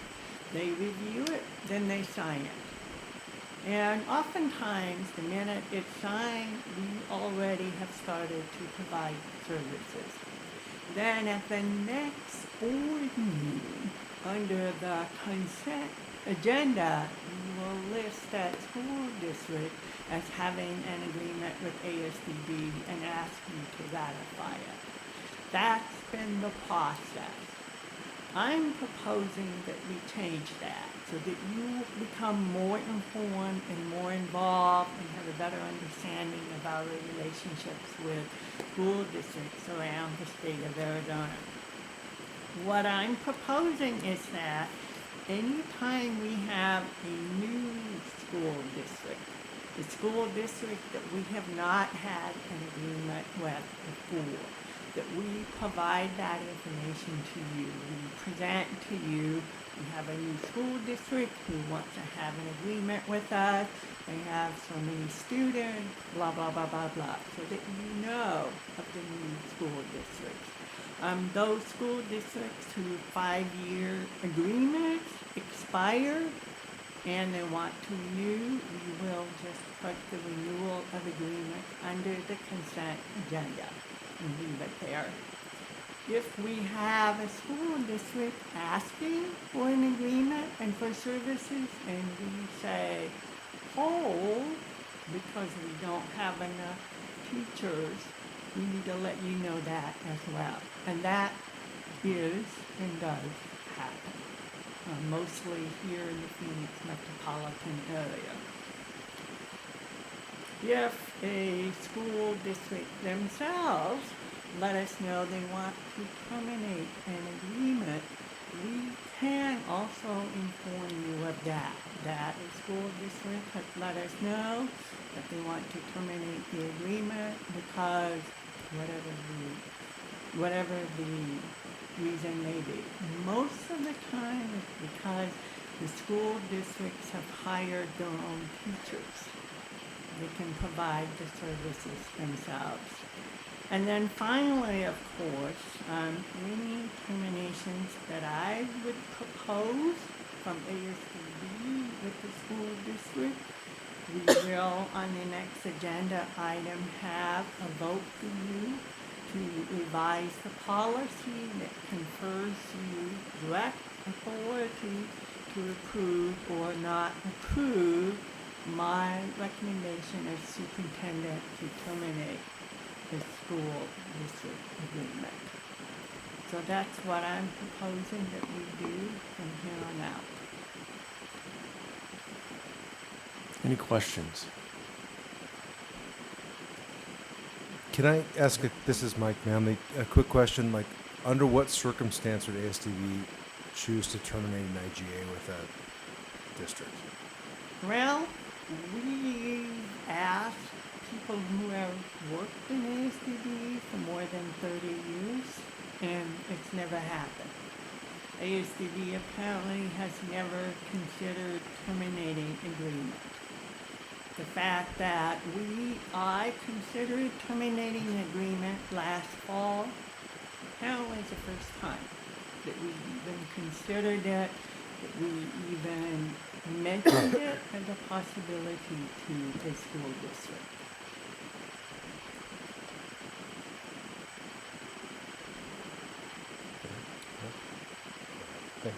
Superintendent Reichman, my question is, for the initiation, what's the reasoning for being presented a new IGA to the board as opposed to having it kind of completed in the order and course of the agency business as it is now?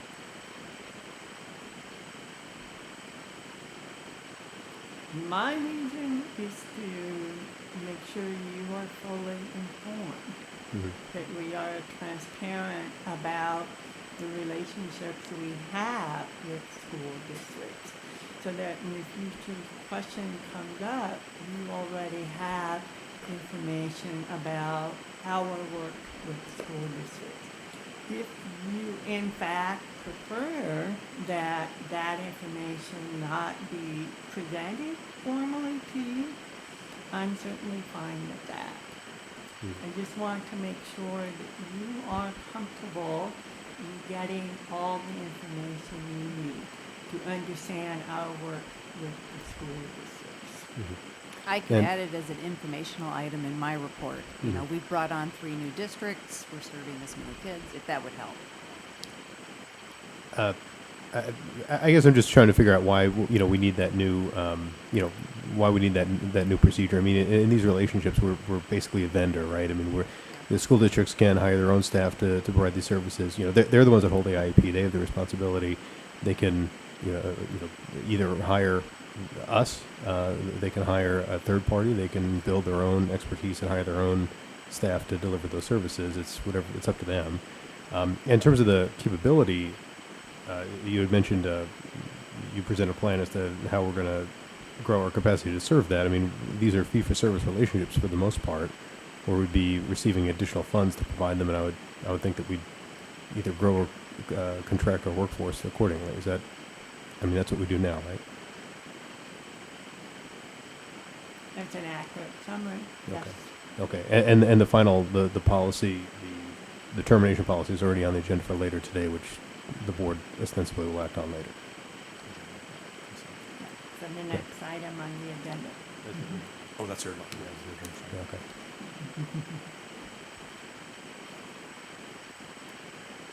Follow-up questions? One other thing that I think I was going to point out that we talked about earlier on this is, in the event there's a resource issue as well. I mean, if we have, all of a sudden we have multiple school districts like, holy geez, how are we going to handle this? That's another piece of the decision for us as a board to say, we need to do something because this is becoming a bigger issue in the school district like WAP. So I see the transparency, and that's kind of where my head goes to. Right. And I guess what I'm saying is that because they're fee-for-service relationships, the more, we sign up more school districts, we have more need, but we'd also have additional funds to service them. There's some issues with that as well. Any other questions? Otherwise, this is an information discussion item. Hearing none, we'll move on to item 3.03. Urgent approval revision to policy LB.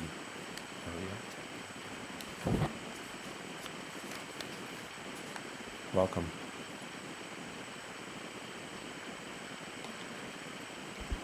Good afternoon, Board President Howard, members of the board, Superintendent Reichman, Assistant Superintendent Rex. For the record, my name is Maria Murphy, and I am here to discuss action item 3.03, urgent approval of revisions to policy LB, and this is pursuant to the discussion that was held at the last board meeting in January and the discussion that you were just having in the previous item. So this went to the policy subcommittee, and we had some good discussion around it. No major concerns were raised. It was placed on the agency website for public comment. No public comment was received, and at this time I'd like to make myself available for any questions. But I should back up because Superintendent Reichman did request that this be placed in an urgency revision, meaning that you would adopt it in one read instead of the typical 2 reads. And I'd like to make myself available for any questions that may come. Any questions? Super.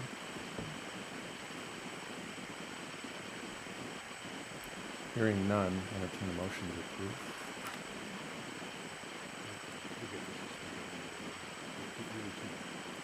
Oh, that's right. Thank you. You actually need 2 motions. It's been called up. You're right. So motion to approve for the expedited time frame. Do I hear a motion? So moved. Do I have a second? Second. All those in favor say aye. Aye. Aye. Those opposed? Now entertaining a second motion for the actual approval of the item, correct?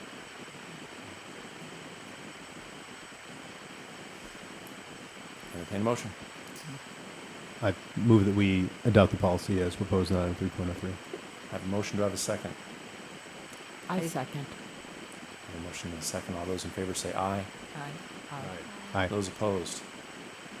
Motion carries. Item 3.04, adoption of math curriculum. Superintendent Reichman. Yes, I'm going to turn this over to Melissa DeVries. She will give just a brief presentation on the math curriculum, and so that you know what we are asking you to adopt as board for the math. Melissa? Board President Howard, Superintendent Reichman, Assistant Superintendent Rex, member of the boards. I'm Melissa DeVries. I am a member of the ODD team, and what we're bringing for your consideration tonight is the approval and adoption of the math curriculum. Last year about this time, we came to you with ELA curriculum. This is part of a 5-year cycle of reviewing each of our major content areas and then putting them up for adoption. Over the last several months, and you'll have a form in front of you with the dates, we have formed committees at both campuses, the Tucson campus and the Phoenix campus, to look at and review math materials. It's been up for public review. A rubric was formed. The teachers indicated based on the rubric scoring which curriculum that they would like to have at each of the campuses. And I would like to open this up to any questions that you may have regarding the math curriculum. Thank you. Are there any questions? This is Shelley. Shelley, go ahead. So I noticed that PDSD and ASD and ASB are indicated differently as far as choice for the math curriculum. Can you expand as to why? Okay, we had separate groups meeting. Both of them looked at the same curriculum, and both of them reflected on what would be best to meet the individual needs of the campuses. PDSD did choose a different curriculum for their campus at the high school level than did ASDB and ASB. And what part of the situation there is the campus at Tucson has been acting as a unified campus of both those for our visually impaired and hearing impaired students, and they felt that this one curriculum would work best for all of their students. Again, that has a visually impaired population where PDSD has very limited kids with a visual impairment. Okay, thank you. Any other questions? This is Mike Manley. I had a chance to take a look at the curriculums. They all look really great. With regard to the Go Math, are we getting the add-on pieces, the differentiation kits that go with each grade level? Because those are Yes. probably really important. Yes. We are. Great. Any other questions? Thank you. Thank you. Entertain a motion for action item 3.04.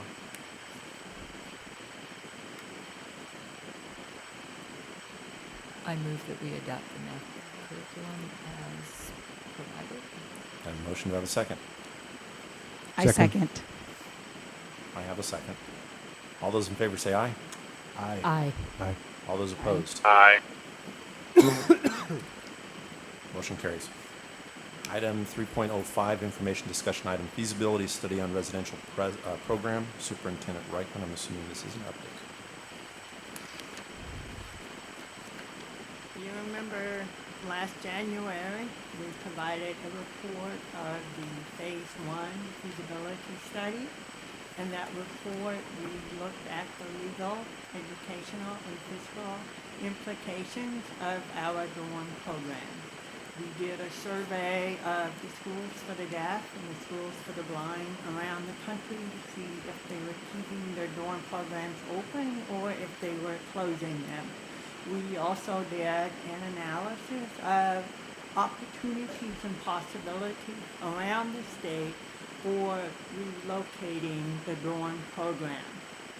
So, to follow up with the January board meeting, we reconvened in February to figure out what the next phase, what do we want to do in phase 2.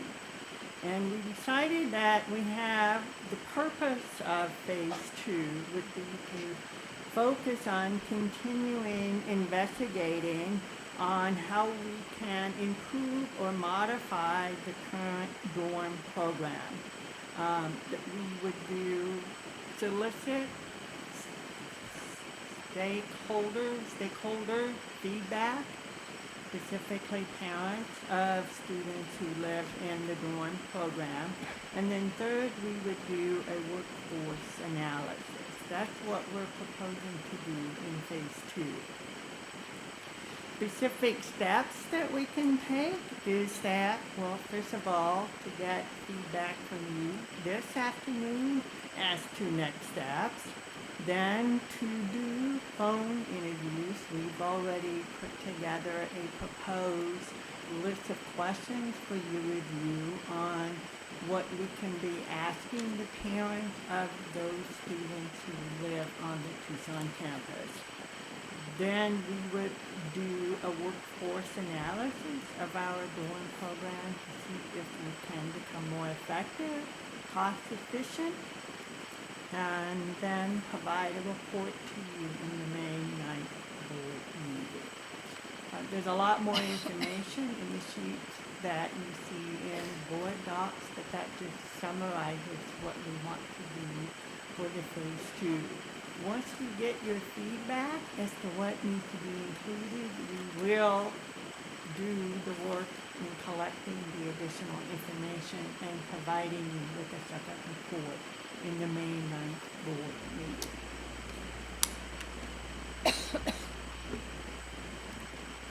Questions and comments? I have a question. Dr. Sims? There have been people who have been offered to go to the residential program who have decided not to send their children. Will those parents be surveyed as well?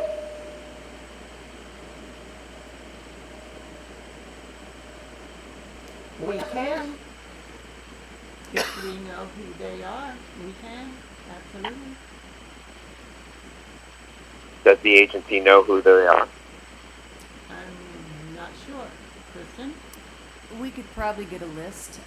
If it is part of the IEP goals or if that comes into play and the parent says absolutely not, then that would be a name that we could get to contact. I'd have to. But what if it was recommended or discussed but never made it to the AP? That I'm not sure. Can I ask a quick question? Shouldn't anything that's discussed and still not done be represented in the private notice? If it's a survey, it should be just to review the PWNs, and you should be able to find all of them, I would think. Mm-hmm. Yeah, it should be. That would be a story.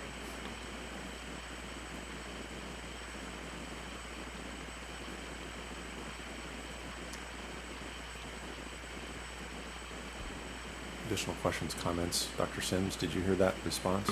This is Linda Bove. Hi, Linda. Hi, Mr. President. I'm wondering, when we talk about stakeholders and receiving feedback from our different entities and our different stakeholders, does that also include the board members? How can we deliver feedback? Do you have a plan for that? And as board members, what are our roles and how do we approach this in giving feedback to ASDB and obtaining information? What is your vision, Annette? Can you describe that, please?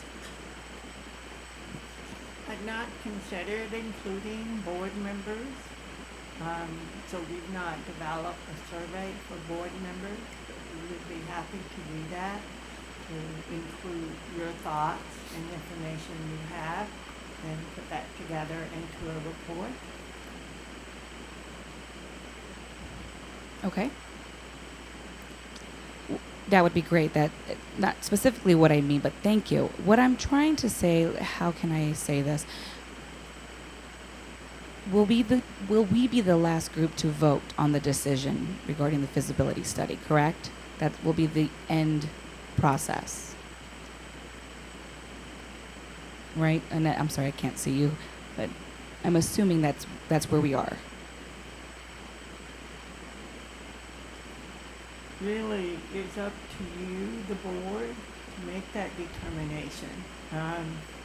When we finish providing all the information you need, then you decide what you want to do with that information. Right. To continue the discussion, to put it on hold, to set up a very specific objective for Right. ASDB to follow. That's really up to you. I see what you're saying, and thank you. I definitely would like to gather all information before I continue with the vote. And I think I'm not sure if that's enough. How sufficient is the information, and how will I know that I have enough information to be able to vote on something?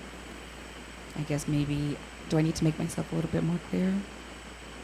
Do you mind if I throw in a thought here? So visually and goal-oriented is what I'm hoping to see means what Linda's saying. And at the same time, one of the objections I've made is I don't think anybody on this board, and I'm making an assumption, or anybody in the community wants to get rid of a residential program. I think what we're trying to do is say, is the one that is in existence now, is it a good one? Is there something better we could be doing? Is there something we can do in northern Arizona where I see personally a need? What is it to make a residential program robust and flexible that are taking care of a myriad of issues? With that said, before I make any kind of decision, I want to hear from stakeholders. I want to have something that is, and it's just me, that says I would like to have a work session where we do sit with stakeholders and hear this. What other types of residential programs that aren't necessarily towards the deaf, hard of hearing, and blind are out there that we could look at? I'm looking for solutions and ideas, not a justification of a program that is in Tucson. And before I make any decision, Right, I'm on board with that. I want to know what all that is. Now, that might take some time, folks, but I would rather, in my conversations with the superintendent is I have a very short-term plan, a mid-term plan, and a long-term plan. That all fits into somebody tell me what that time frame is. I don't want to make a quick decision that says, well, we're going to do something right away, because there's just too much at stake. Right. I've toured the school, I see it, I see the benefit, but I'm looking at a robust program. What else has worked? Surveys are great, it's one piece of the puzzle. I think we need a lot more information and feedback to make a long-term decision. I'm right there with you, Dean. I think it's very important. Thank you. It is important, and I'm concerned about if we're given the deadline of May, it might be too close, and I'm not sure if you're invested, but I'm interested in actually going and seeing things in person, firsthand, and actually seeing is believing. You know, not statistics on a piece of paper or something as abstract as a form. I want to be in the depths of it and ask those questions in the moment. I know physically for some of us it's not possible, but I definitely would like to make it possible for myself. As a responsible board member, a voting board member. I think it's an integral part of our duties to be able to travel. And I don't want to rush it, like you said, Dean. I do have a schedule, I do have a life, and I can't just put everything to the side. But to work through this process, to give us more time to be able to see what is happening out there. And we can't go as a collective group, I understand that. And it will be an additional work involved to maybe additional meetings, a collective gathering of information. And I think I'd like to bring forth my experiences because yours might not be might be different than mine. So it's important that we come together and share it as a community. So thank you for letting me speak on that. I don't want to occupy too much of the conversation because I think what I feel, and Superintendent Reichman, if you could correct me, what happens in May is you're going to come back with some more information, but based on that, my vision is that's when we start a work session to have that conversation about what this is going to be. Excellent. Thank you. And I'm sorry. And based on what Dr. Sims said is those other folks that chose not to operate in the program, I would like to have them at the table. So beyond the survey. That's okay. I would just like to add, just looking at the survey here, again, sometimes I don't think we get at what we may not want to hear but really need to know.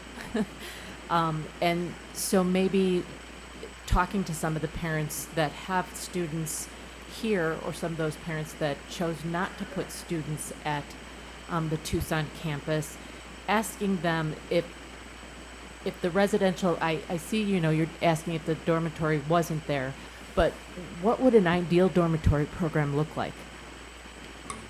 If it could be anything, what would it look like to you? I think we need to sort of think outside of that.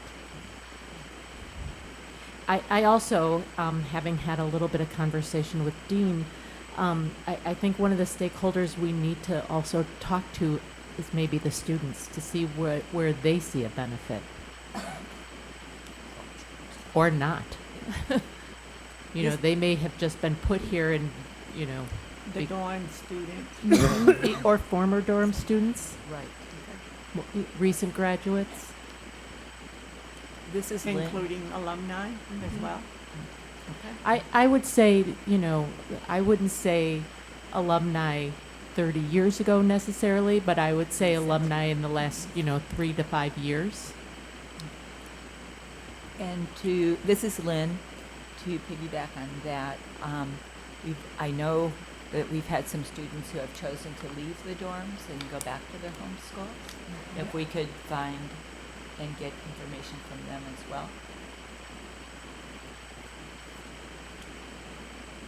This is Mike. Can I ask a quick? So I would assume that's kind of a scary word to throw out there, but like phase 3, are we going to have like an exploratory group that looks at what options are out there? I mean, regardless of what the feedback that we get, I'm assuming we're going to want to make things better one way or the other. So are we going to look at those other, not necessarily schools for the deaf and blind, but the whole myriad of options that might exist for alternate or more diverse residential programs? I don't even know if I want to use the term residential program because I think that would cap what we look at, like best practices for how similar cohorts of kids exist in other modalities, but beyond what we're doing, to maybe get an idea of what's already happening that we could steal from and put into place for us. I would assume that's the next the phase that we're going to include, is to explore options. We've already done some preliminary exploration. We did some contacts in the northern parts of Arizona to see if there were still boarding schools for students who are Native American. And we found that they've essentially all closed. But right now, Tuba City is building a dorm facility that will open in a couple of years, but they don't have dorm facilities currently. So to really compare with other groups, we found it difficult to do that. The one thing when we call it residential program, it's often misunderstood what it means.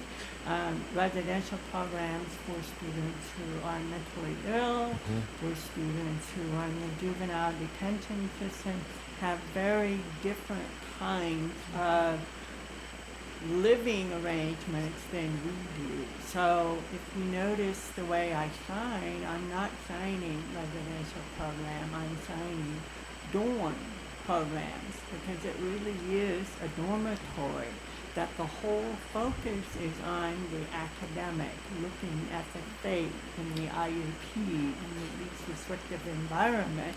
And when the school district and parents make the decision or the determination that for that particular student, the least restrictive environment is to be in a school with like peers, and they happen to live in northeast quadrant of Arizona, well, nothing like that is nearby. And the only way for them to access that kind of academic environment is to actually enroll in ASD or ASB and to live in the dormitories. So it's very different than most other residential programs that we conceive of oftentimes. I'm aware of a relatively new program that has just opened up as a transition program for students with autism here in Phoenix, that includes a dormitory component that might be something to look at, just to see how they are incorporating that, because I know it's term limited. I think they are only allowed to live on the campus for 2 years, so it might be a model to look at. And that is exactly how I'm hoping that this type of work session evolves into, is those kind of examples coming to the table. So that's the game plan. This is Mark Sims here. Dr. Sims? We would need the enrollment of the current residential program or dormitory program to see if people are with like peers. I mean, if you have one kid in grade school, then they're not with like peers. So it has to be well attended to be with like peers. So I would like to see the enrollment, the ages, and the distribution. Okay. We can provide that. I thought we included that in our last report, and I'll double check. If we didn't, then we will definitely provide that. This is Linda. Yes, and I did request that. So Dr. Sims, it is in the report. I did ask that. I didn't have a chance to read it. She just submitted today, but I think we should share that, an itemized list of students enrolled in the dorms. Awesome. Be pretty clear, Superintendent Reichman? Yes, yes. So my question is, it seems the next step after the second report is a work study session. So you may want to consider setting up a date so that we can actually do it. I would say yes to that, and at the same time, I want to be aware of the stakeholders that we need to engage as well. There might be an opportunity to utilize an existing, or Saturdays are fine, but I think sometimes it's a challenge, so we probably need to figure this out. It's a non-answer, I know, but I'm trying to survey monkey it up on a calendar item for sure. Any more questions? Item 3.05. Thank you. We'll move on to 3.06. Statewide Early Learning Program Proposal. Is that you, Superintendent Reichman, as well? Yes.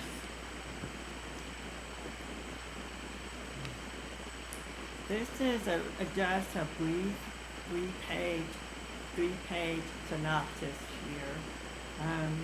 The 3 pages doesn't really fully reflect the thought, the discussion, the conversation, even some of the agony that's gone into this.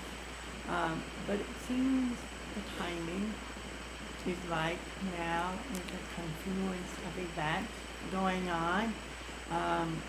We, the board, the agency, our stakeholders, we all agree the first 5 years of life is critical to each child, each student's success in school and after school, after they graduate from high school. We have currently, as you know, the 0 to 3 program, the Early Childhood Family Education Program.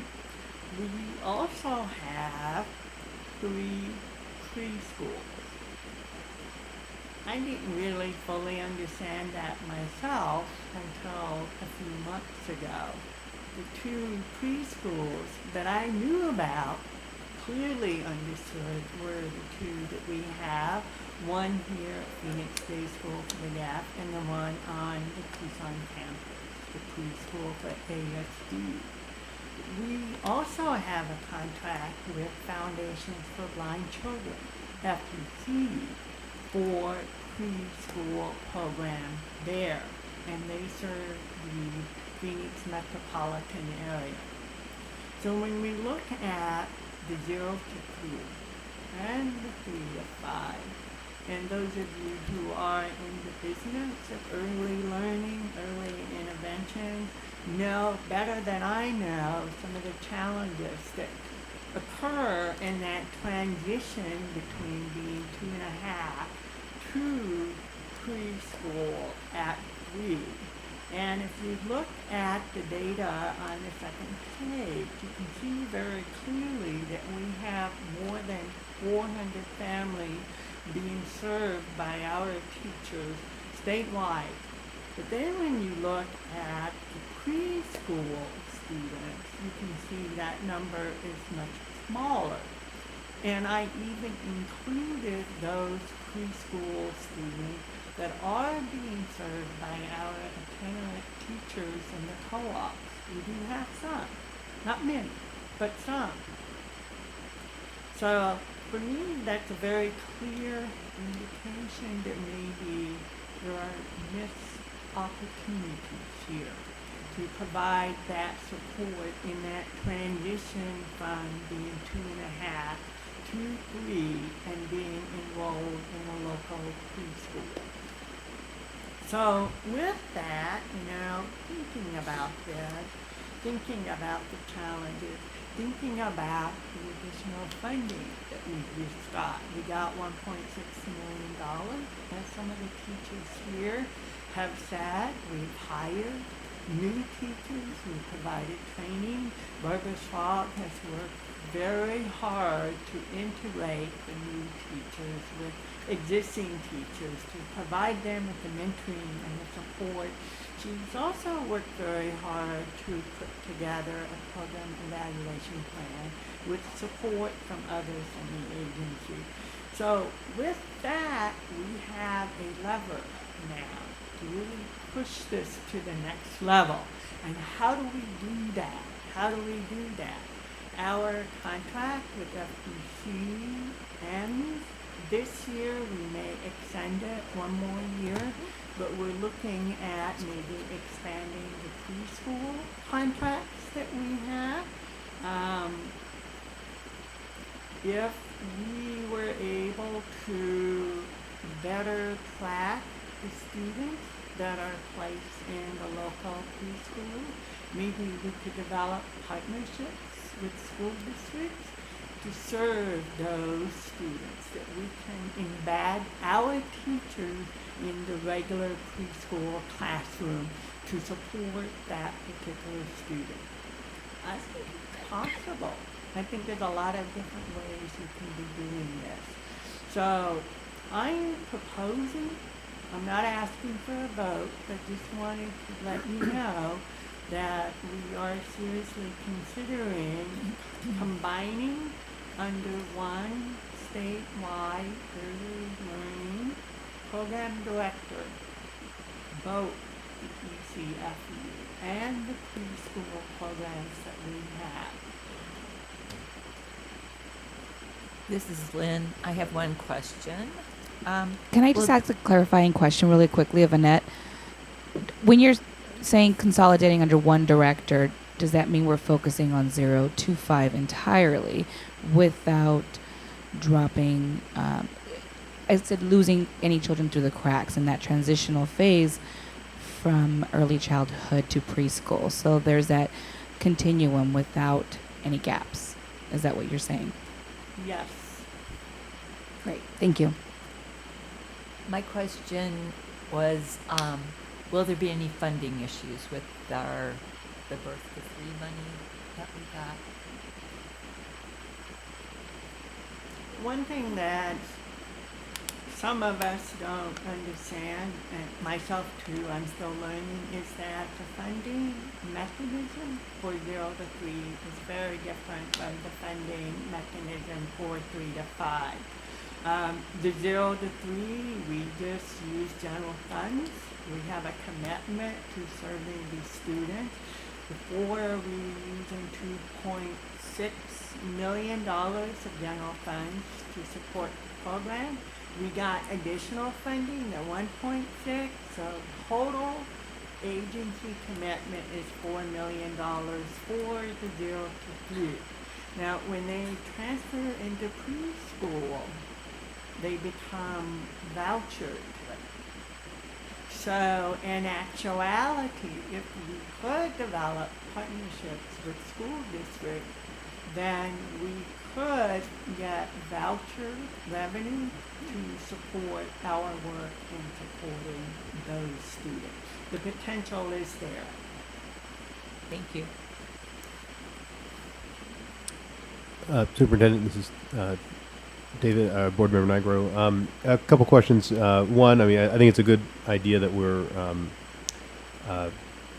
at least user-facing now, looking at the challenge of 0 to 5, as opposed to looking at it from the funding basis, because as you'd mentioned, the funding basis from 0 to 3 is different from 3 to 5, and that's probably explains the large drop-off. Is that at 3, these students become the responsibility of the local school districts, and they may be placed within their local school districts, and then we're not seeing them, and FPC is not seeing them, etc. My question is, would we continue to operate the same preschools, both in Tucson and here, and also fund the FPC preschool, or would we be creating something different in terms of the actual underlying schools when we do this? My vision was to continue operating what we have currently at PDSD, ASD, and PDSD. Again, I was thinking about the partnership with school districts. What happens here in Phoenix most often is that one school district may have a cluster of students, of 3 or 4-year-olds for that. And then a couple of years later, they all disappear. So, and then they have another cluster in another school district. So I'm thinking if we could have a director with the leadership and the expertise and the knowledge, that we could develop partnerships with school districts to do, in the best way I can describe it, is mobile preschool kind of concept. Because one challenge of Phoenix Day School for the Deaf, it had 3, I think up to 3 satellite locations, but the student population changed. We didn't have the support necessary to maintain those programs. We're down to 1 satellite, which is in Cave Creek, way in the southeast part of the Phoenix metropolitan area. So if we had someone who could really focus on that and create a system, a process, I'm not sure, that is semi-mobile, that can move from location to location depending on where the clusters show up each year, maybe we could be providing more preschool supports and services. Okay, and would that be for the blind, visually impaired as well? Because the preschools that we operate are only for the deaf, and we don't operate any preschools for the blind. No, we only operate it through FBC. Now, the Tucson campus had a preschool for blind students, and that was closed at some point in time. This is Mark Sims. I have a comment.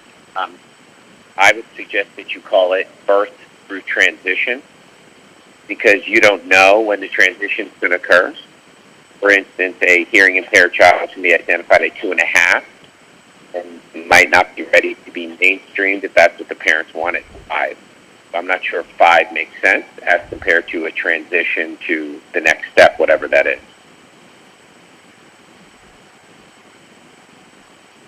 So birth to transition, meaning 0 to 3 or 4-year-olds? Is that what you're saying? Or whatever that transition is. Well, the transition occurs at about 2.5, 2 3/4. Not if a child's identified at 3. If they are identified at 3, they go directly to preschool. Those are funding structures, not educational structures of where the child is.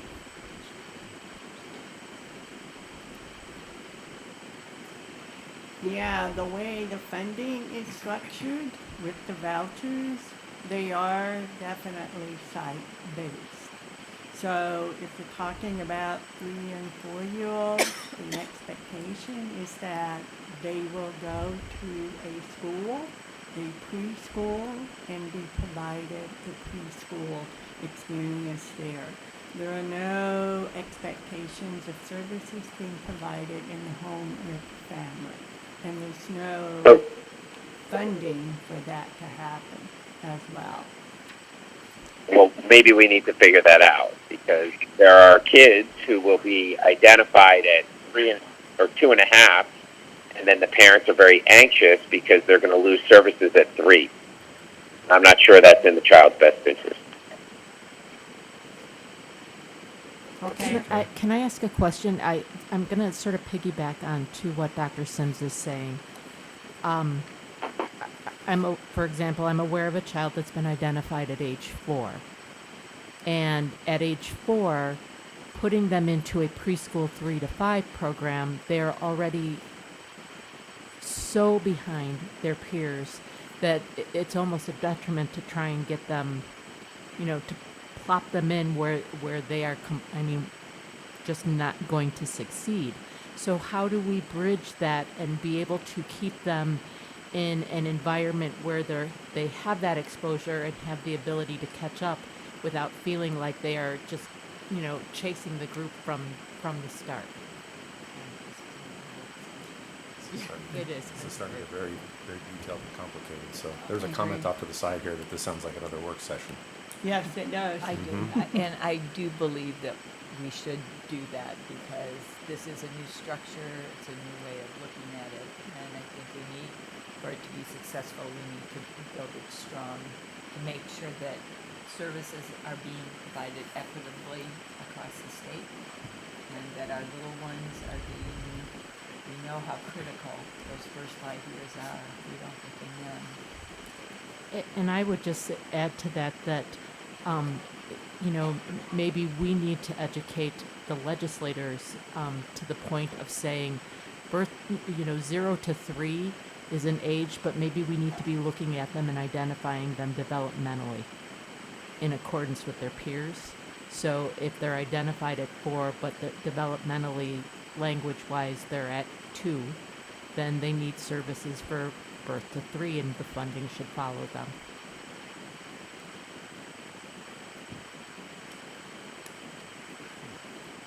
Mark Sims here. As long as we use the funding as the way we develop our terminology, we'll justify it that way. We should use terminology that's based on the child's state, not on the money. That's why I'm saying birth to transition, whatever that transition is, not based on 5, because that's when preschool ends.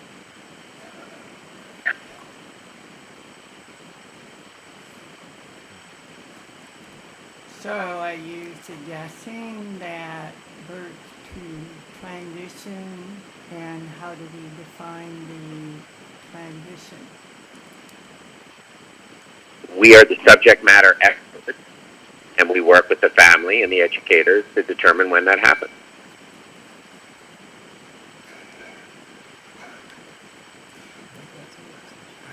So I'm going to have to interject here because we're starting to click against a clock, and I think this is a work session issue that we need to dig deeper because there's a lot of moving parts to it.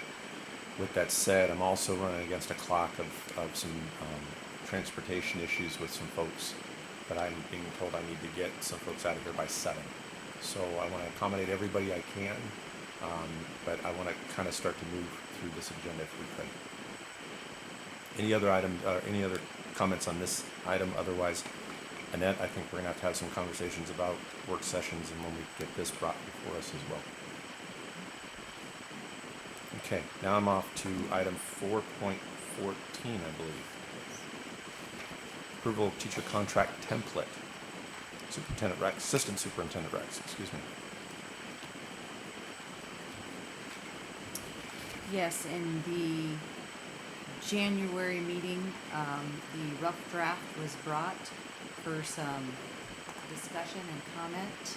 And if you have any more questions, we have people we would like to issue contracts to, but we want to make sure that we are doing it with the proper template, which we have been given. At this point, it is a very simplified version that we worked with the AG's office to develop.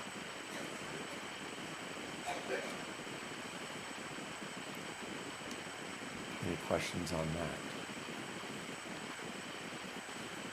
A quick question about that is we've never really operated under one, but now we're trying to develop a baseline for one, correct?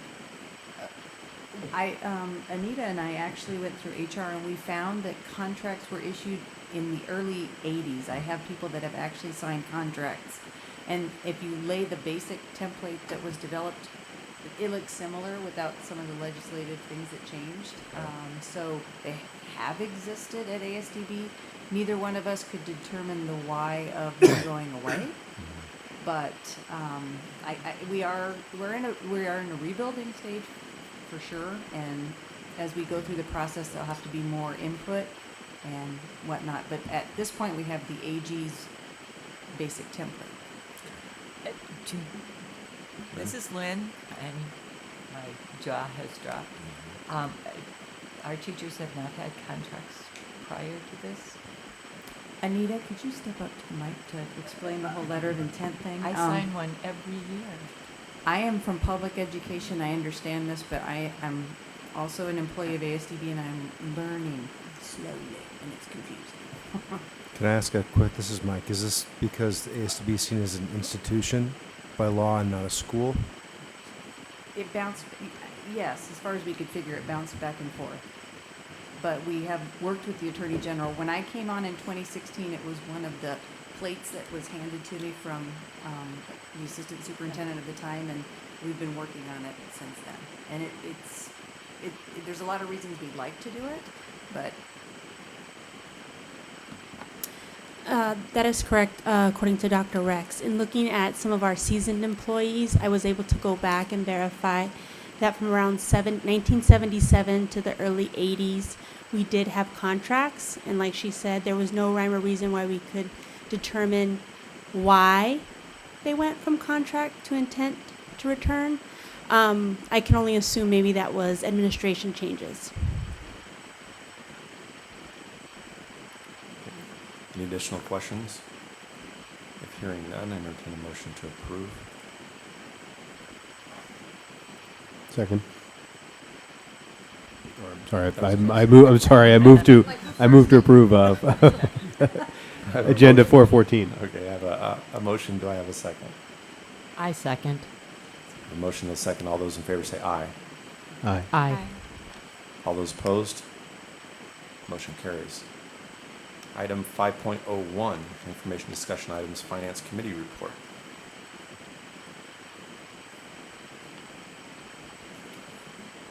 Good evening, Board President Howard, Superintendent Reichman, Assistant Superintendent Rex. members of the board, and the ASDB community.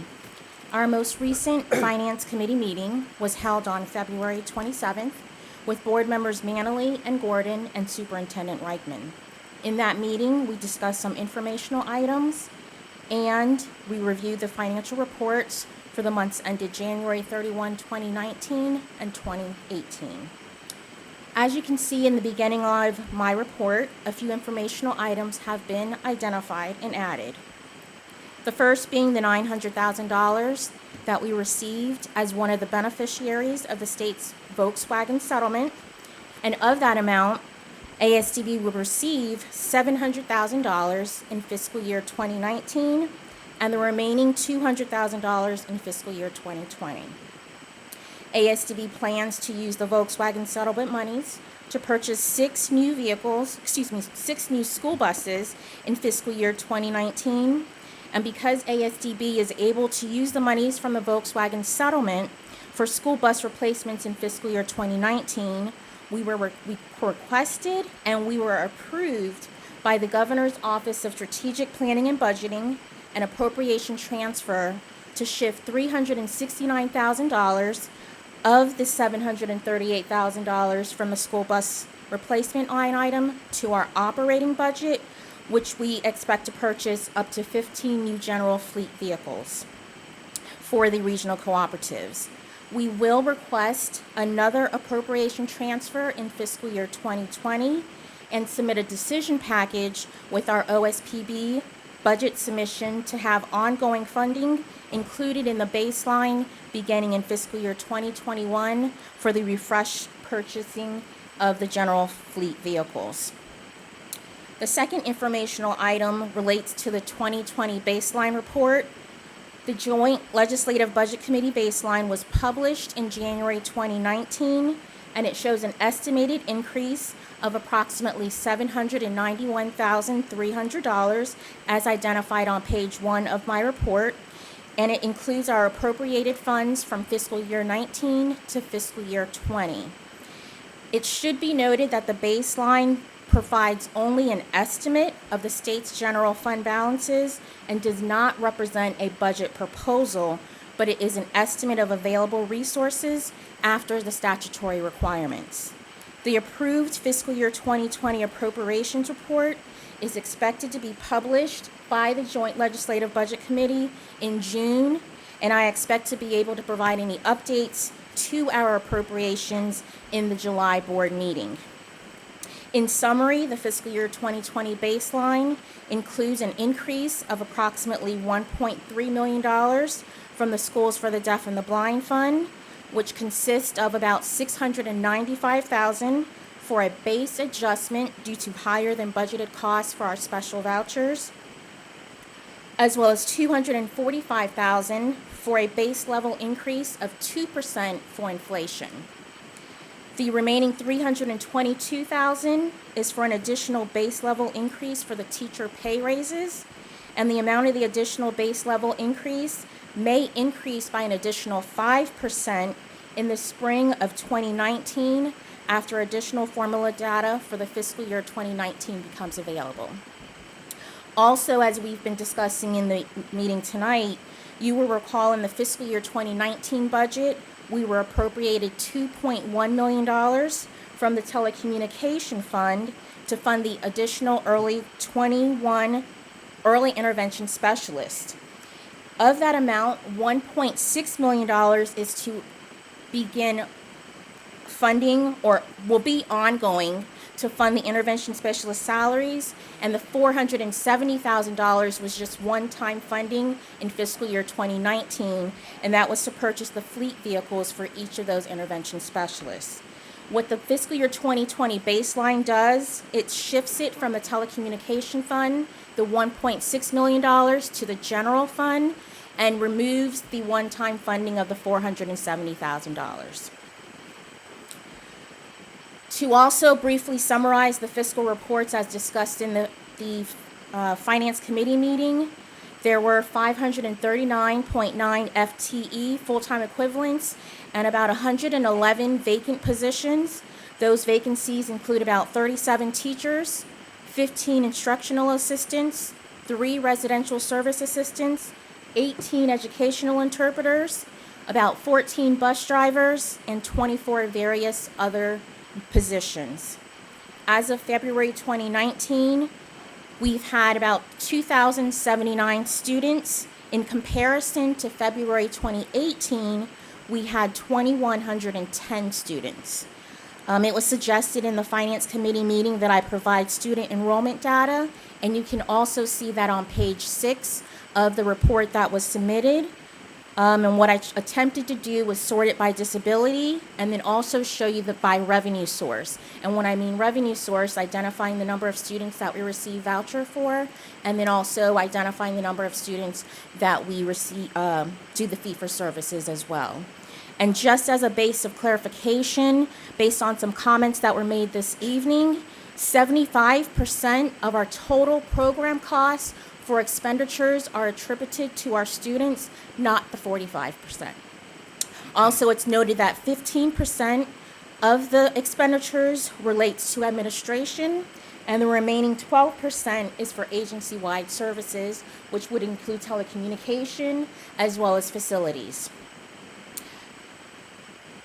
As shown on page 7, as it relates to the collected revenues, our revenues are approximately $1.8 million lower compared to budget fiscal year 2018, and it's due to the decrease in voucher revenues, which we thought was attributed to a $2.1 million advance from the Department of Education that was received in September 2017, but we are currently performing some additional analysis to further determine that decrease from BFY 2019 to BFY 2018, as we believe it may relate to the decrease in the hearing impaired as well as the multiple disability students. So we are still conducting some analysis on that. And it should be noted, based on our year-end projections, voucher revenues will be about $3 million less than anticipated. We budgeted $26 million for voucher students, but the way we are projecting, it is expected to come in anywhere between $23 to $24 million. Also on page 7, you'll see that our expenditures of about $31.1 million has been expended, which is about 54.3% of the budget, and 58.8% of the budget was expended last year. Expenditures have increased due to the amount of the other operating expenses of equipment. And as a reminder, again, the $500,000 that we expended for the emergency gas repairs on the Tucson campus. There have also been an increase due to the earlier payment of receiving the risk management invoice, as well as some increase in expenses for books and subscriptions from the Title I grant. We've also had some increases in expenses and some translation, as well, translation and sign language services. And then also our equipment line has increased because of the one-time funding that we received in fiscal year 2019, which was the $470,000. In the spirit of transparency, we are expecting our expenditures to come in at an expected $1 million budget to actual deficit.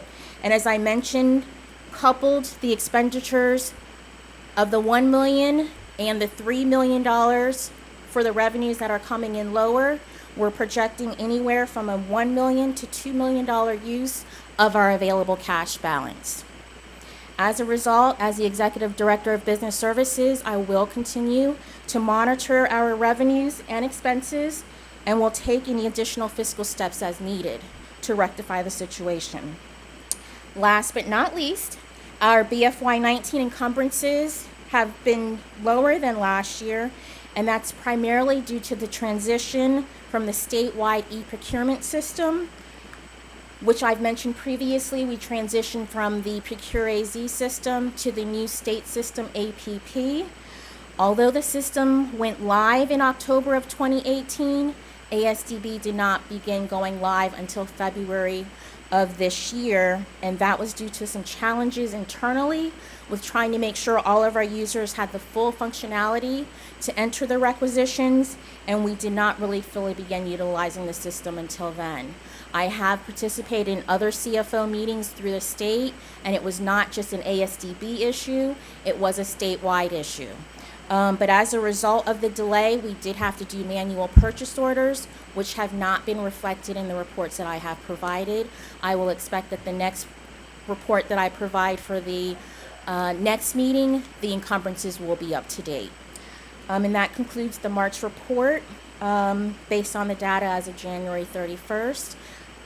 And I'll open it up for any questions at this time. Thank you. Do we have any questions? Ms. Cooper, on page 9 of the report, there is a report of expenditures by program, fiscal year to date. And I want to confirm with you that under the regional cooperatives, we've spent about $8.9 million, or 28.8% of the total budget for the agency. Is that correct? That's correct. And what are the classes of things that are purchased with that money? Is it equipment? Is it labor? What exactly It would does that be all money go? inclusive of all of the expenses. Okay. And we would expect that by the end of the fiscal year, that 20% share will be consistent. We would think it's about 30% or so of the agency budget. The way it's trending compared to prior years, yes, roughly at about 30%. Okay. Thank you. Any other questions? Hearing none. Thank you.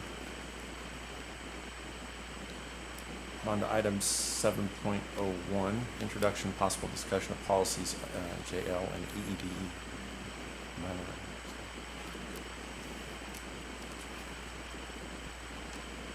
Good evening once again, members of the board. You have before you the red lines of policies JL and EEDE. These policies were submitted to the board subcommittee. No major concerns brought up. They were also posted to the website for public comment. No public comment was received, and at this time I would like to make myself available for any questions. Any questions? Again, hearing none. Thank you for the update.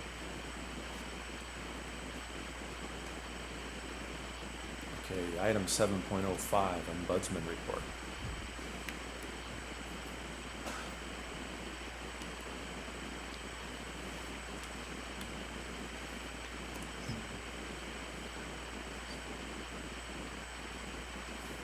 Good evening, President Howard, Superintendent Reichman, Assistant Superintendent Rex, board members, and the rest of the community.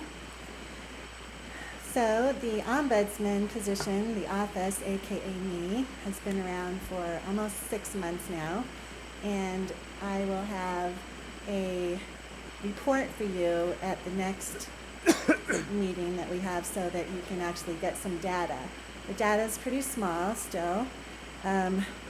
As of beginning in October of last year, I have had 15 inquiries, and those are from all of our different constituent groups, except for students. So I've heard from folks who are parents, community members, and mainly staff. For the most part, those have been resolved through mediation, and many of those inquiries are questions about how to proceed. And just as a reminder, for those of you, since this is a new position, it is intended to be a third track so that folks have an option to grievance or complaints. They can come to me and I can assist either with questions or in resolving whatever their issue is. So that's the data so far, and hopefully we'll have more to report. One of the things that came up during the last meeting was some questions about how we could make the office a little more visible. So I have been working on that with the talented staff at ASDB, Erin Moya, and we are developing a brochure that will then work on a dissemination process with Superintendent Reichman and her staff. And we are developing forms that will be accessible on the website. There'll be a larger presence on the ASDB website with a form that can be submitted directly to me. We've established an ombudsman address that will come directly to me. Again, everything is confidential. And we are also going to be adding a icon to the portal that is stationed at the computers that are stationed at several different locations around ASDB, so that staff can access that and easily submit a form if they have an inquiry. And then finally, we're developing a survey so that that will be sent out automatically 2 weeks after, hopefully, the resolution with me or the individual who's expressed the concern is done working with the Ombudsman Office. And that survey will ask questions about how they decided to proceed. Hopefully we'll have, and I'll be presenting that to you at the next board meeting for your review, but it will be hopefully a way to determine the efficacy of their involvement with the Ombudsman Office. Any questions? Thank you for the update. Any questions? Great. Thank you very much. Appreciate it. I'm going to go to item 8.01 now. I have not forgot about item 1.04 at this point. I know there might be some folks that are here that still speak. Based on that, I think there might be a conversation to have about future agenda items for the board, and I'm entertaining a conversation to have about that particular issue. What was that, Dr. Sims? Yeah, I would like to consider the work study group in May to be about the equity issue, what that means to the board, what that means to the administration, and what that means to various stakeholders. We're throwing the word around, but we need to define it and talk about what we mean as a whole group, what it is. Okay, so what I'm hearing, just to clarify, based on work session immediately following the May board meeting to have the dialogue about the, we'll just call it the equity issue, correct? Yes, please. Okay. Superintendent Reichman, are we okay with that? I'm not sure I understand what we mean by the inequity issues. I didn't say inequity, I said equity. It's a word being thrown around, justifying different policies or questioning policies. So we as a group should probably talk about what we all have as a concept of equity and how we're applying it across the agency and how stakeholders should perceive it as well.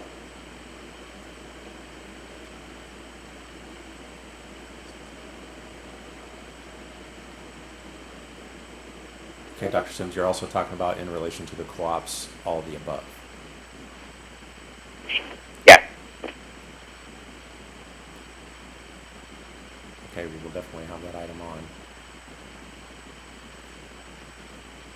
Any other agenda items that we would like to have? Oh, by the way, and that, Superintendent Reichman, I think we need to also have a conversation about that meeting is scheduled for Tucson.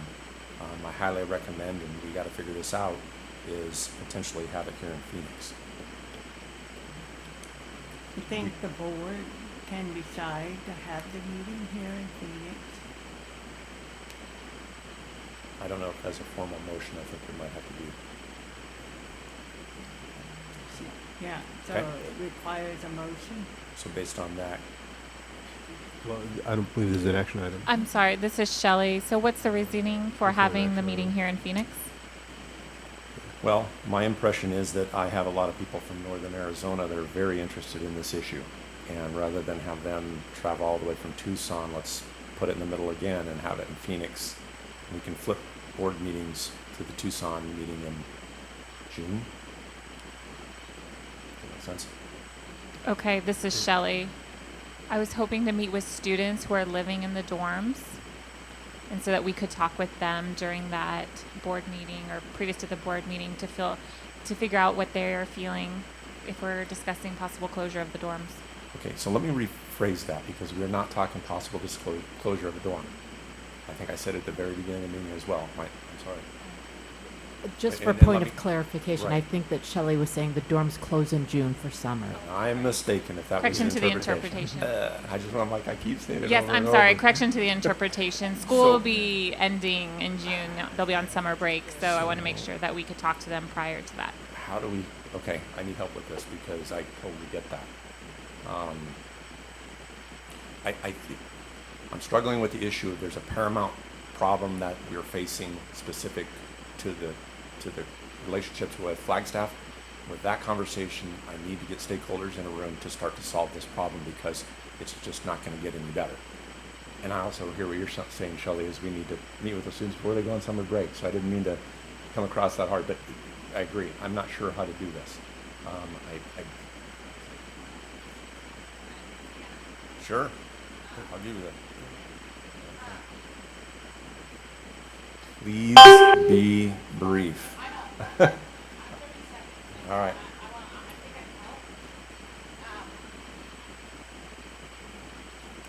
We would be the only family coming from Tucson, or from Flagstaff. So please hold your meeting in Tucson because there's lots of Tucson families that aren't here today because they're trying to get up here from I-10, and I-10's a bloody nightmare. And so Tucson would be fine because the people who can't speak here tonight would be speaking in Tucson. Okay. I appreciate that very much. That solves our dilemma. Oh, also, this is Shelley. That's fine. I think what And we're talking so- about now is, I'm sorry, I think what we're talking about now is having the May board meeting in Tucson, keep it the way it is, work session immediately following in Tucson. And so I'd like to add to the agenda to involve the students, to have them come and speak with us. I hear you. And I think, are we talking another work session or during the regular board meeting? Will we be having a work session in Tucson?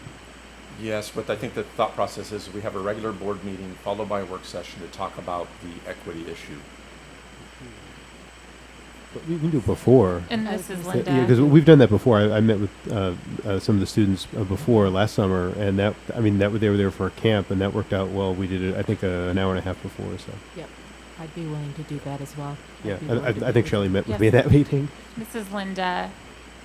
I just want to emphasize, at the last meeting, I felt I didn't really like the idea of having a work session after the board meeting. I'm not a huge fan of that. To be honest, it feels very rushed. We have the meeting and then we have our work session and then we all leave. And I think something more like a retreat, a full day, half a day, I think we need to make time for something like that. We really do. A meeting after a board meeting, it just feels like another board meeting where we go round and round in discussions. I'd like to have an agenda created. I would like to ask that we have time set aside for a retreat, whatever we want to call it, a work session or a retreat, not just 2 hours after a board meeting. This is Suke. I was just going to throw out there as a possibility if we could meet with students prior to the board meeting and maybe have a topic-specific discussion with some of the stakeholders in a time-limited forum after the board meeting so that we hit both stakeholder groups and have specific topics for each of those. And then I would agree, I think we need to look at a half-day, whole-day session, retreat type of thing to get at some of the other meatier issues at a later date. So maybe we can Okay. capture both, and maybe if I'm hearing you right, CK, is could we potentially do the board meeting followed by an information session, if you will, and then a full-blown work session to kind of come up with some solutions and ideas based on what you're saying at a retreat. It's going to take a lot of time, but I think it's important enough that we start to air this out. So, Yes. And I would Shelley, agree. we're okay with doing something before with the students. I really enjoy Yes, that too. Yeah. This is Mark Sims here. Dr. Sims. Just for the history, we tried twice to schedule Saturday retreats, and people's schedules were so complex that one time we couldn't get a quorum, and the other time we could only get 5 people. So it's not because people don't want to do it. It's just people have complex lives, and getting a time where everybody can get together is difficult. People have already set the time aside for the board meeting, so it kind of works as a natural progression to just go into it. It's a long day, rushed, and it's not ideal, but everybody gets together more regularly with the work study than they have with the retreats in the past. This is Linda. Okay. Okay, yeah, so I can see your point. So that would mean then a work session. I'd like to have specific agenda items laid out, and that's what we stick to. I don't want it to just be open-ended because then we digress. And so I do value your time. I want you to value my time.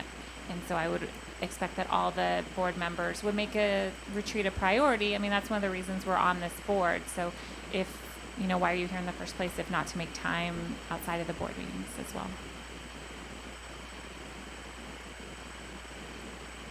Okay, point taken. Let's make an attempt at it.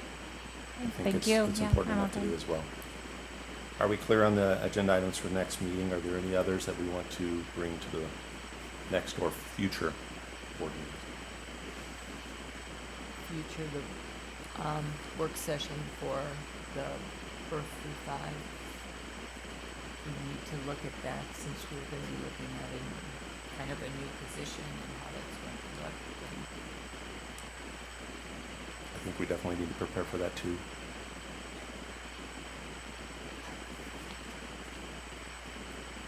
Any other items? Now, I don't know if I need to come back to item 1.04, call to the public, or not. If so, I don't know your name, so I've got 13 slips. So if you want to kind of come up and tell us who you are, and you've got 3 minutes. Gina? Okay, come on up, Gina. President Howard? Yes, sir. This is Mike Gordon. I'm on the line. I've been on for about 6 minutes. Hi, Mike. Welcome. We're almost there. We're almost done, actually. Perfect timing. Okay, thank you. Gina, before you speak, I'm just going to make sure that everybody understands that the names on these sheets are entered into the public record, so there will be a documentation of it. Gina, I'm going to give you 3 minutes. Please proceed. I would like to just start by thanking the members of the board for their service, and I also appreciate you taking the time to hear the very important issues that come with the equality and the spending. And I appreciate you taking the time to be willing to put that on the agenda to be looked at in a bipartisan way that everybody will be able to see what is truly clearly going on here. And I want to thank you for your time and thank you for allowing me to speak. Perfect. Thank you very much.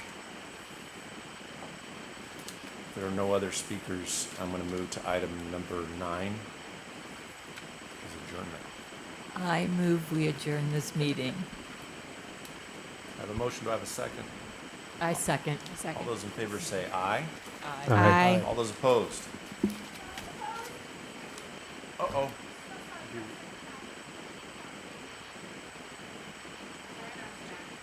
They're in your stack? Come on up and state your name. I'm going to give you 3 minutes to speak. Good call. Just make sure you state your name. And how many are there? You got a couple of you up here?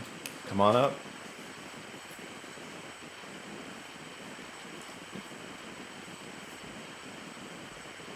Hello, my name is Amanda Steele. Thank you, ASDB school board members, for allowing me to speak tonight. Tonight, I want to direct my comments to the lack of availability for children serviced in regional cooperatives to assist technology devices to utilize in the instruction of their vision impairment services. As proven in the materials provided by Danny to the school board as a result of their open records request indicate that there is a clear discrepancy statewide in what is available for visually impaired children living in regional areas versus metro areas. These discrepancies make decisions for families that receive ASDB services without them knowing it. In the case of Sawyer's family, they have a child entering middle school, far less prepared than his peers living in Tucson, all due to his geographic location.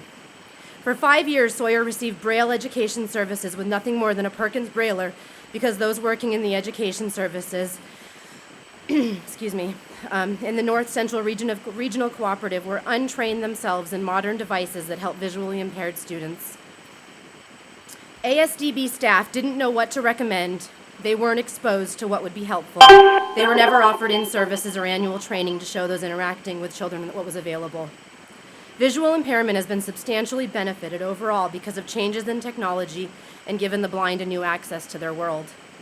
Without those in charge of instruction being exposed to new and developing technology, they wouldn't know what would be helpful to the students they work with daily. In materials provided to you earlier this week, you can see that in regional cooperatives there is a clear strategy for selection magnification for instruction versus simply teaching children how to read Braille with technology. In the Southwest Regional Cooperative, for example, students have far greater access to technology devices like the Braille Apex or Braille Note Touch, while in the North Central Cooperative, students are lucky to get a VisioBook magnifier, a device that has been discontinued and no longer being supported, but literally being purchased annually by this organization. This availability chooses an educational path for families that varies based on organization. This is discriminatory and it needs to stop. As a state-funded entity, ASDB has an obligation to service with equity and fairness, which neither has been shown in this case of assistive technology.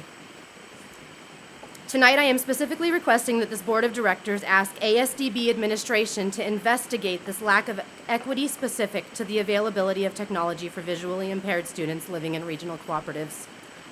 Students shouldn't have to move from families to get access to something that children living in metro areas have. This practice of separating families who live in rural parts of the state to satisfy technology needs is absolutely ridiculous. And as an AZ taxpayer, I've taken notice and I'm outraged. Please train your staff, provide tools for children to use education equitably, and seek innovation. Live your mission statement. It is about time. Thank you. Thank you.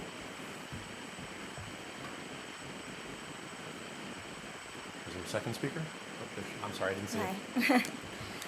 Hi. Thank you so much for allowing us to speak. Oh, can you please state your name? I'm sorry. My name is Susie Turay. Thank you, Susie.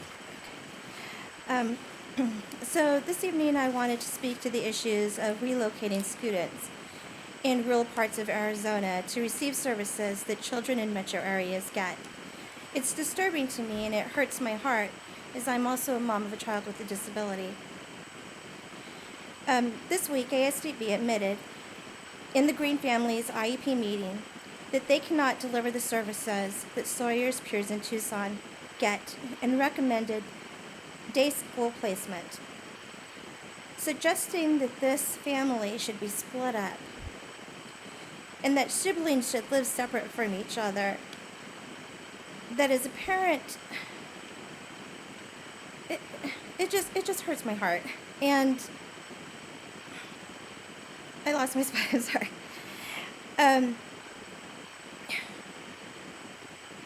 They just shouldn't be split up. And asking a parent to end their career and to move because ASDB can't simply provide keyboarding instruction in Flagstaff is just saddening. Keyboarding instruction is a necessary skill for all students, but most especially the visually impaired deaf students. If the state school for the deaf and the blind students doesn't provide this, who does? The real answer is that ASDB does provide this service just in Tucson and Phoenix, and it doesn't offer it to the 74% of its student body population living in cooperatives and 49% of its revenue source. Or maybe it's just a service that ASBA is refusing to provide to this family, which I really hope it's not. It's shameful and it's just saddening that this, I just hope that the school board would really look at this because I had some other words, but I'll change it for the second. Just because basically, the needs of these families aren't so great to warrant this suggestion. The hardship placed on the school districts that have to live with this recommendation should be noted. A school district has a federal obligation to provide services, and this suggestion comes at the cost for a family that creates liability. And most of rural Arizona and the school districts In most of rural Arizona, school districts that are contracting with ASDB for services are running on funding that is dwindling. ASDB not being able to provide equitable services and suggesting relocating for families exposes districts to lawsuit. And ASDB is not a good steward to those who they serve, whether that is students or school districts. I'm going to have to ask you to wrap up, please. Okay, Thank you. so basically what I'm trying to say to you is that when I look at your funds, I'm seeing $71 per student per year for a child to receive these services. And I'm looking at how much these other schools are making per student. There's a very big difference, and I don't understand where that's coming from. I'm really confused on that. And I really just I'm here and asking that you look at that and reconsider where that money's going. Thank you. Thank you. Hearing no more speakers, the cards have been turned in. I still have a motion on the table for adjournment with a second. All those in favor say aye. Aye. Those opposed? Guys have it. Motion carries. Thank you, everybody.